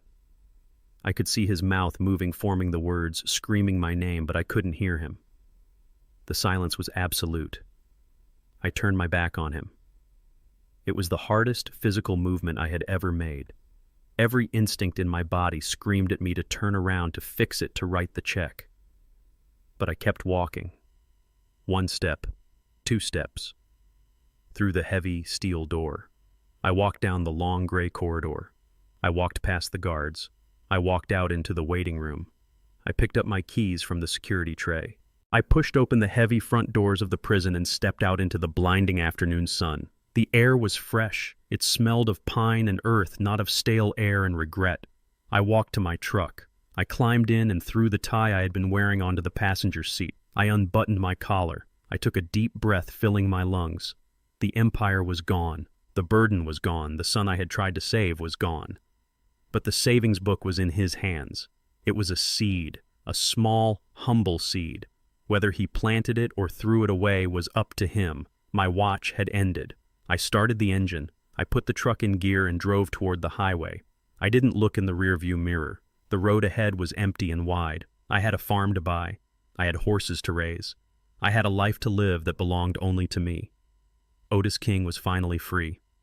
And for the first time in a long time, the man in the mirror smiled back at me. It has been exactly 365 days since I walked out of that prison and left my son behind a wall of concrete and consequences. The calendar on the wall of my kitchen says it is Tuesday, but out here the days of the week do not matter much. The sun comes up, the sun goes down, and in between there is work to be done. Honest work. The kind of work that leaves you tired in your bones but clear in your head. I live in a valley now about 2 hours west of the city. It is quiet here. The kind of quiet that rings in your ears until you get used to it. There are no sirens, there are no honking horns, there are no phones ringing off the hook with lawyers and accountants screaming about margins and liabilities. There is just the wind in the tall grass, the sound of the creek running over the stones, and the breathing of the horses in the paddock. I bought this place cash, just like I promised myself I would. It is not a mansion, it is a farmhouse. White clapboard, a wrap-around porch, and a roof that needed patching when I moved in. I patched it myself. I climbed up there with a hammer and a bag of shingles, and I fixed it. My knees complained and my back was stiff for a week, but when the rain came that night, I sat in my living room and listened to the water drumming on the roof, knowing that I was dry because of my own 2 hands. That feeling is worth more than any penthouse view I ever paid for. I wake up at 4:30 every morning. Old habits die hard. But instead of checking the Asian markets or reading emails from panic-stricken project managers, I pull on my boots. They are old boots, the leather cracked and stained with mud. They fit my feet perfectly. I walk out to the barn with a mug of coffee steaming in the cool morning air. The horses are waiting for me. I have 4 of them. They are not show ponies. They are not thoroughbreds bred for racing and gambling. They are working horses. quarter horses. Strong, sturdy, and reliable. There is one, a black gelding I call Midnight, who reminds me of myself 40 years ago. He is stubborn. He likes to test the fences. He likes to nip at your sleeve if you are not paying attention. But he works hard. When we are out in the field clearing brush or mending the fence line, he pulls his weight. He does not complain. He does not ask for a handout. He just does the job. I spend my mornings in the barn mucking out stalls and throwing hay. The smell of the barn is something money cannot buy. It smells of life. It smells of earth and straw and animals. It is a heavy, pungent scent that clears the lungs. It is the opposite of the sterile, air-conditioned smell of the boardrooms I used to inhabit. In those rooms, the air was recycled, filtered, and dead. Here, the air is alive. After the barn work, I head out to the garden. I planted a vegetable garden. Tomatoes, peppers, squash, greens. I used to think gardening was for old women. I thought it was a waste of time when you could just buy produce at the store. I was wrong. There is a profound power in putting a seed in the ground, watering it, weeding around it, and watching it turn into food. It requires patience. It requires attention. You cannot bribe a tomato plant to grow faster. You cannot sue a pepper plant for not producing fruit. You have to nurture it. You have to respect the process. I stand there in the dirt, the sun beating down on my neck, and I think about all the years I spent trying to force things to grow. I tried to force my business to expand. I tried to force the city to bend to my will. And most of all, I tried to force my son to be a man he was not. I poured money on him like water, thinking it would make him bloom. Instead, it just drowned him. I rotted his roots. Out here with the dirt under my fingernails, I understand that now. You cannot force growth. You can only provide the right conditions and hope for the best. And sometimes you have to prune the dead branches so the tree can survive. That is what I did with Dante. I pruned the branch. It hurt. It left a wound. But the tree is still standing. Around noon, I drive my truck into town. It is a small town, a single main street with a hardware store, a diner, and a post office. Nobody here knows I was Otis King, the real estate tycoon. Nobody knows I owned half of the skyline in the city. To them, I am just Otis, the old guy who bought the Miller farm. I walk into the hardware store to buy some nails and fence wire. The owner, a man named Frank, who has grease permanently etched into his fingerprints, greets me with a nod. Afternoon. Otis, he says. How is that fence holding up? It is holding, Frank, I say. Just need to tighten a few sections. We talk about the weather, we talk about the price of lumber, we talk about the local high school football team. It is small talk, but it is real. There is no agenda. Frank isn't trying to get me to invest in a startup. He isn't trying to leverage my influence for a zoning permit. He just wants to sell me nails. And I just want to buy them. I pay with cash. I count out the bills. I respect the transaction. I respect the fact that Frank stands behind that counter 10 hours a day to keep his business running. I see the dignity in it. I see the honor. I used to look down on men like Frank. When I was flying high in my private jet, I thought I was better than them. I thought I had won the game. Now I realize I was playing the wrong game. I was chasing a score that didn't matter. Frank goes home to his wife every night. His kids work in the shop on weekends. He has peace. I had millions, but I didn't have peace. Now I do. I stop at the diner for lunch. I sit at the counter and order the meatloaf special. It costs $12. It tastes better than the $100 steaks I used to eat at the Pinnacle. The waitress knows my name. She asks if I want my iced tea sweet or unsweet. She doesn't care about my net worth. She cares about her tip. I leave her a $20 bill on a $12 check. Not because I am showing off, but because I know how much her feet hurt. I sit there and I listen to the conversations around me. Farmers talking about the harvest. Mechanics complaining about modern engines. These are my people. These are the people I came from before I got lost in the clouds. I feel grounded here. I feel solid. Sometimes in the quiet moments when I am sitting on my porch in the evening watching the sun dip below the mountains, my mind drifts back to the city. I wonder about Dante. I wonder how he is doing in that cell. I don't visit him. I made that promise and I intend to keep it. Visiting him would only weaken his resolve. It would give him a crutch to lean on. He needs to learn to stand on his own 2 feet, even if those feet are shackled. But I think about him. I wonder if he is working in the prison laundry or the kitchen. I wonder if he is learning the value of a hard day labor. I wonder if he has made any friends, men who don't care about his last name or his tailored suits. I hope he is scared. I hope he is tired. I hope he is humbled, because those are the fires that forge a man. I went through those fires. I came out scarred, but strong. I hope he does too. I haven't touched the millions I put in the foundation. That money is gone as far as I am concerned. It belongs to the kids now. The kids who are applying for scholarships, the kids who are learning to weld and wire and build. I get reports from the board of directors once a month. They tell me about the lives we are changing. Last month they told me about a boy named Marcus. He is 19 years old from the South Side. He wants to be an electrician. He works 2 jobs to support his little sister. The foundation paid his tuition for trade school. When he found out, he cried. I read that report sitting on my tractor and I cried too. Not tears of sadness, but tears of redemption. That money, the money that poisoned my own son, is now watering a new crop. It is giving a chance to a boy who reminds me of myself. It is the best investment I ever made. The sun sets, painting the sky in shades of purple and gold. The horses are grazing in the pasture, their silhouettes dark against the light. The crickets start their nightly chorus. I take a sip of my iced tea. It is cold and sweet. My muscles ache, a dull throb in my shoulders and back. It is a good ache. It is the ache of a day used well. I am alone out here. But I am not lonely.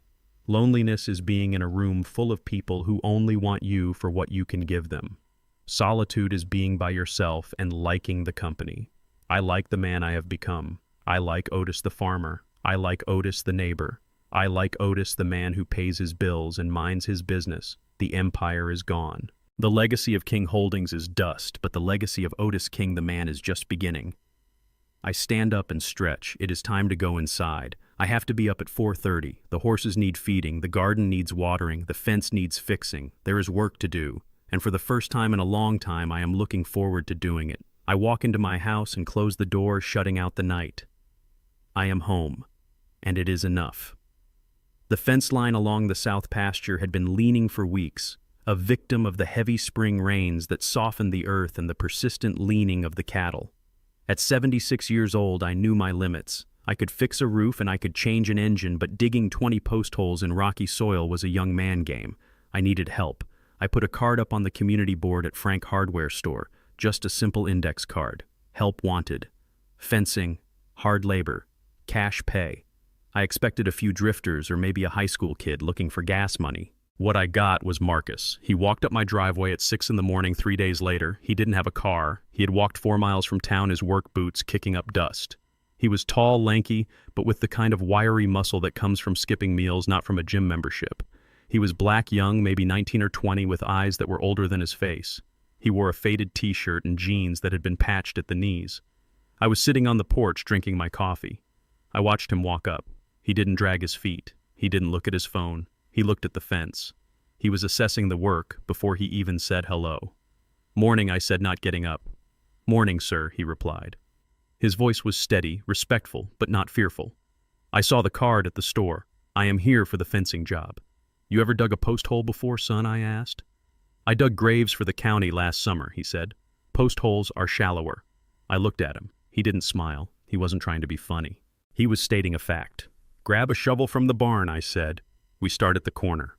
We worked for 6 hours straight. The sun climbed high and hot, baking the moisture out of the ground until it was like digging through concrete. I worked alongside him for the first hour, setting the pace, but then I stepped back. I wanted to see what he was made of. I wanted to see if he would slack off when the boss wasn't looking. He didn't. He found a rhythm. Dig, scoop, tamp, dig, scoop, tamp. He didn't stop to check his text messages. He didn't complain about the heat. He didn't ask for a water break until the row was finished. I watched him from the shade of the porch, my heart aching with a familiar phantom pain. I remembered watching Dante try to mow the lawn when he was 16. He would push the mower for 10 minutes, then stop to wipe his brow, then go inside for a lemonade, then complain that his allergies were acting up. He treated work like a punishment. This boy Marcus treated it like a battle he intended to win. At noon, I called him up to the porch. I had made sandwiches, ham and cheese on thick bread. I poured 2 glasses of iced tea. "Sit down," I said, pointing to the chair opposite me. He hesitated, wiping his dirty hands on his jeans. "I do not want to get your furniture dirty, sir." "It is a porch chair, son," I said. "It is made for dirt. Sit." He sat. He ate the sandwich in 4 bites. He was hungry. Not the kind of hungry you get from missing breakfast. The kind of hungry that lives in your marrow. "What is your name?" I asked. "Marcus, sir. Marcus Williams." "You from around here, Marcus?" "Yes, sir. Born and raised. Just me and my sister now. My mom passed last year." I nodded, taking a sip of tea. "And what do you do when you aren't digging holes?" "I study," he said. "Or I try to." "Study what?" "Structural engineering," he said. "Or civil engineering. I like building things. I like figuring out how to make things stand up." I looked at him sharply. "Engineering. That was my trade. That was the language I spoke." "Where do you go to school?" I asked. "I don't right now," he said, looking down at his empty glass. "I got into state, but the tuition, well, it is a lot. So I am working. I figure if I work 2 jobs for 2 years, I can save enough for the first semester. Then I will figure out the rest." 2 years. He was willing to dig graves and fence posts for 2 years just to get a foot in the door. I thought about Dante. I thought about the tuition checks I wrote for Harvard without blinking. I thought about how he skipped classes to go skiing in Aspen. I thought about how he complained that his dorm room was too small. This boy Marcus had the fire. He had the hunger. But he didn't have the boots. "Why do you want to be an engineer?" I asked. "It is hard work. It is math. It is physics. It is sleepless nights." "Because I want to build something that lasts," he said, looking out at the fence line he had just repaired. "Everything around me, everything in my neighborhood, it is falling apart. The roads are bad. The bridges are crumbling. I want to fix it. I want to build things that don't break." I felt a lump in my throat. I looked at his hands. They were bleeding. He had blisters on his palms from the shovel handle, but he hadn't said a word. He hadn't asked for gloves. "Wait here," I said. I went inside the house. I walked to my study. I opened the desk drawer. Inside was the folder for the King Scholarship Fund. It was the foundation I had started with the money from the sale of my empire. We had already sent 10 kids to school. We had room for 1 more. But I didn't grab the application form. Not yet. I grabbed a book. It was an old textbook. Fundamentals of Structural Analysis. It was the first book I ever bought when I was studying at night school 50 years ago. The spine was broken, the pages were yellowed, and it was filled with my handwritten notes in the margins. I walked back out to the porch. Marcus was standing up ready to go back to work. "You done with lunch?" he asked. "The day is over," I said. He looked disappointed. "Did I do something wrong, sir?" "I can dig faster." "You dug enough," I said. I handed him the book. "What is this?" he asked, taking it carefully. "It is homework," I said. He opened it. He saw the diagrams. He saw the equations. His eyes lit up. "Read chapter 1, I said. "Understand the load-bearing principles of a cantilever beam. Come back tomorrow at 6 a.m. If you can explain it to me, if you can show me you understand the math, then we will talk about your tuition." He looked up at me, his mouth open. You know about this stuff." "I know a little," I said, keeping my face stern. "But sir," he stammered, "the tuition, it is thousands of dollars. I cannot earn that digging holes." "No, you cannot," I agreed. "But I know some people. I know a foundation that looks for kids like you. Kids who are not afraid to bleed. Kids who want to build things that last." I leaned forward. "But listen to me, Marcus. I am not your father. I am not your savior. If I make a call for you, if I get you that money, you are going to work harder than you have ever worked in your life. You are going to keep your grades up. You are going to work on this farm on the weekends to pay me back for my time, and you are never ever going to take it for granted. Do you understand me?" He looked at the book. He looked at me. He stood up straighter. He didn't say thank you. He didn't cry. He just nodded. "I understand, sir." "Good," I said. "Now get out of here. Read the book. Do not come back until you know it." He turned and walked down the driveway. He walked fast. He was clutching the book to his chest like it was a bar of gold. I watched him go. I saw the way he walked. He didn't have a swagger. He had a stride. He had a destination. I sat back down in my chair. I picked up my cold coffee. I thought about Dante sitting in his cell. I wondered if he was learning. I wondered if he was suffering. Then I thought about Marcus. I thought about the look in his eyes when he saw the equations. I wasn't replacing my son. You can't replace a son. That hole is there forever. But I was planting a new tree. I was watering a new crop. I wasn't going to be a father to Marcus. I was going to be something harder, something more necessary. I was going to be a teacher. I was going to be a mentor. I was going to be the whetstone that sharpened his blade. Dante had inherited my money, and it destroyed him. Marcus was going to inherit my knowledge, and it was going to make him a king. Not a king in name, but a king in spirit. I took a sip of the coffee. It was bitter. I liked it. I looked at the fence line. It was straight. It was strong. It would hold. Tomorrow at 6 a.m. class would be in session. And this time, I was going to get it right. The sun was beginning to dip below the ridgeline, painting the sky in bruises of purple and gold. I sat on the porch of the farmhouse, my boots propped up on the railing, a glass of iced tea, sweating in my hand. The air was cooling down, carrying the scent of damp earth and cut grass. It was the smell of a day work done right. Inside the house, I could hear the faint scratching of a pencil on paper. Marcus was at the kitchen table working on his structural analysis homework. He had been coming here every weekend for a year now. His grades were top of the class. He was tired, he was sore from mending the barn roof all day, but he was hungry for the future. He reminded me so much of myself at that age it sometimes made my chest ache. But it was a good ache, the kind that told you something was healing. I looked down at the small envelope sitting on the table next to me. It had arrived in the morning post, but I hadn't opened it yet. I knew who it was from. The return address was stamped in red ink State Correctional Facility. It was the first letter from Dante in 6 months. The first few months had been a barrage of angry scribbles, demands for money, threats of lawsuits, and then begging pleas for commissary funds. I had burned them all without replying. But this one felt different. It was thinner, lighter. The handwriting on the front wasn't the jagged scrawl of a desperate man. It was careful, precise. I picked it up.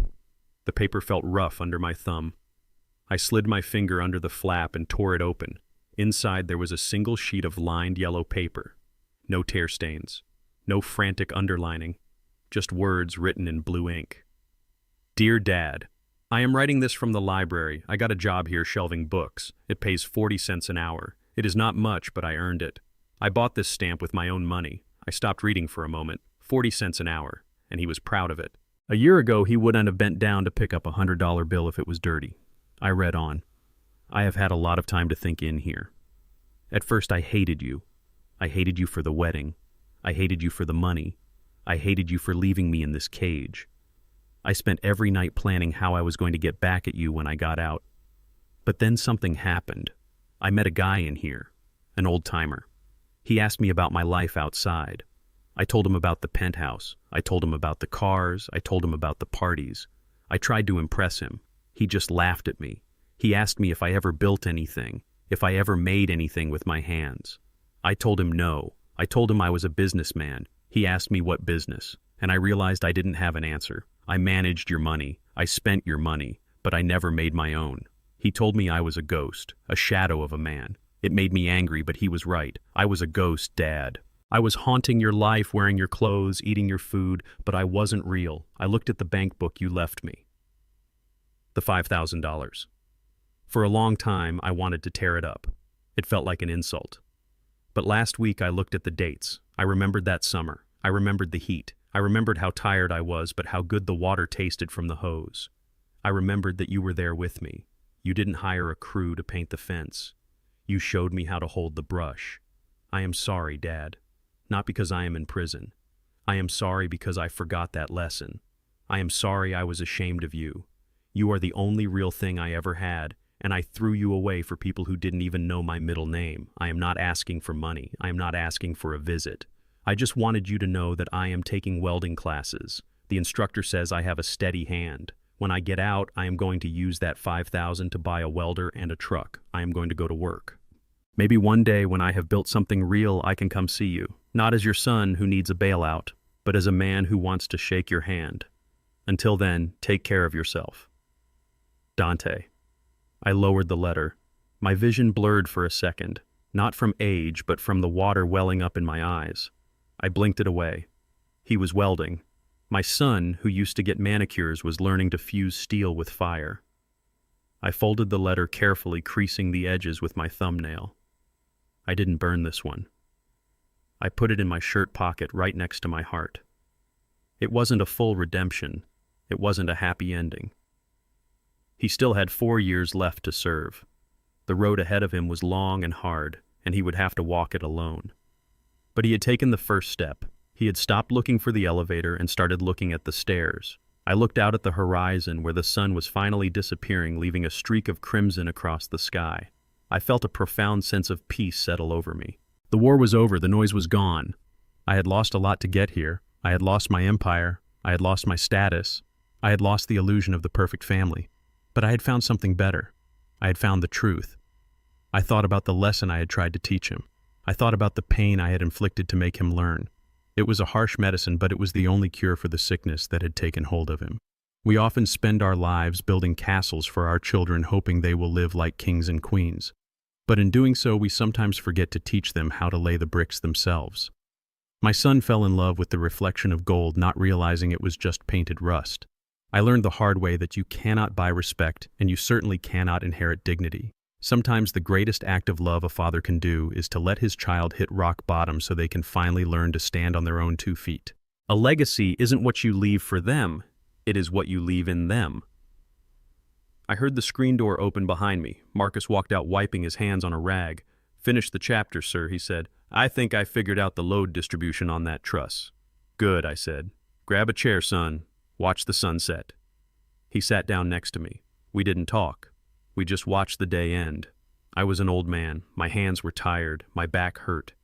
But I had never felt richer than I did in that moment. Sitting on a porch, I fixed myself with a letter in my pocket and a future engineer sitting by my side.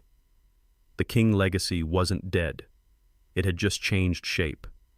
It wasn't made of glass and steel anymore.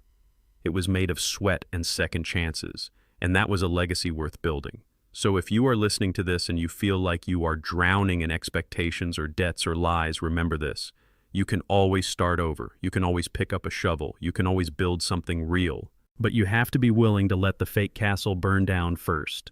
Thanks for listening to my story. If you enjoyed it, please hit the like button and subscribe for more stories about real people facing real life. And let me know in the comments, what is the hardest lesson you ever had to learn? I read every single one. Until next time, keep building.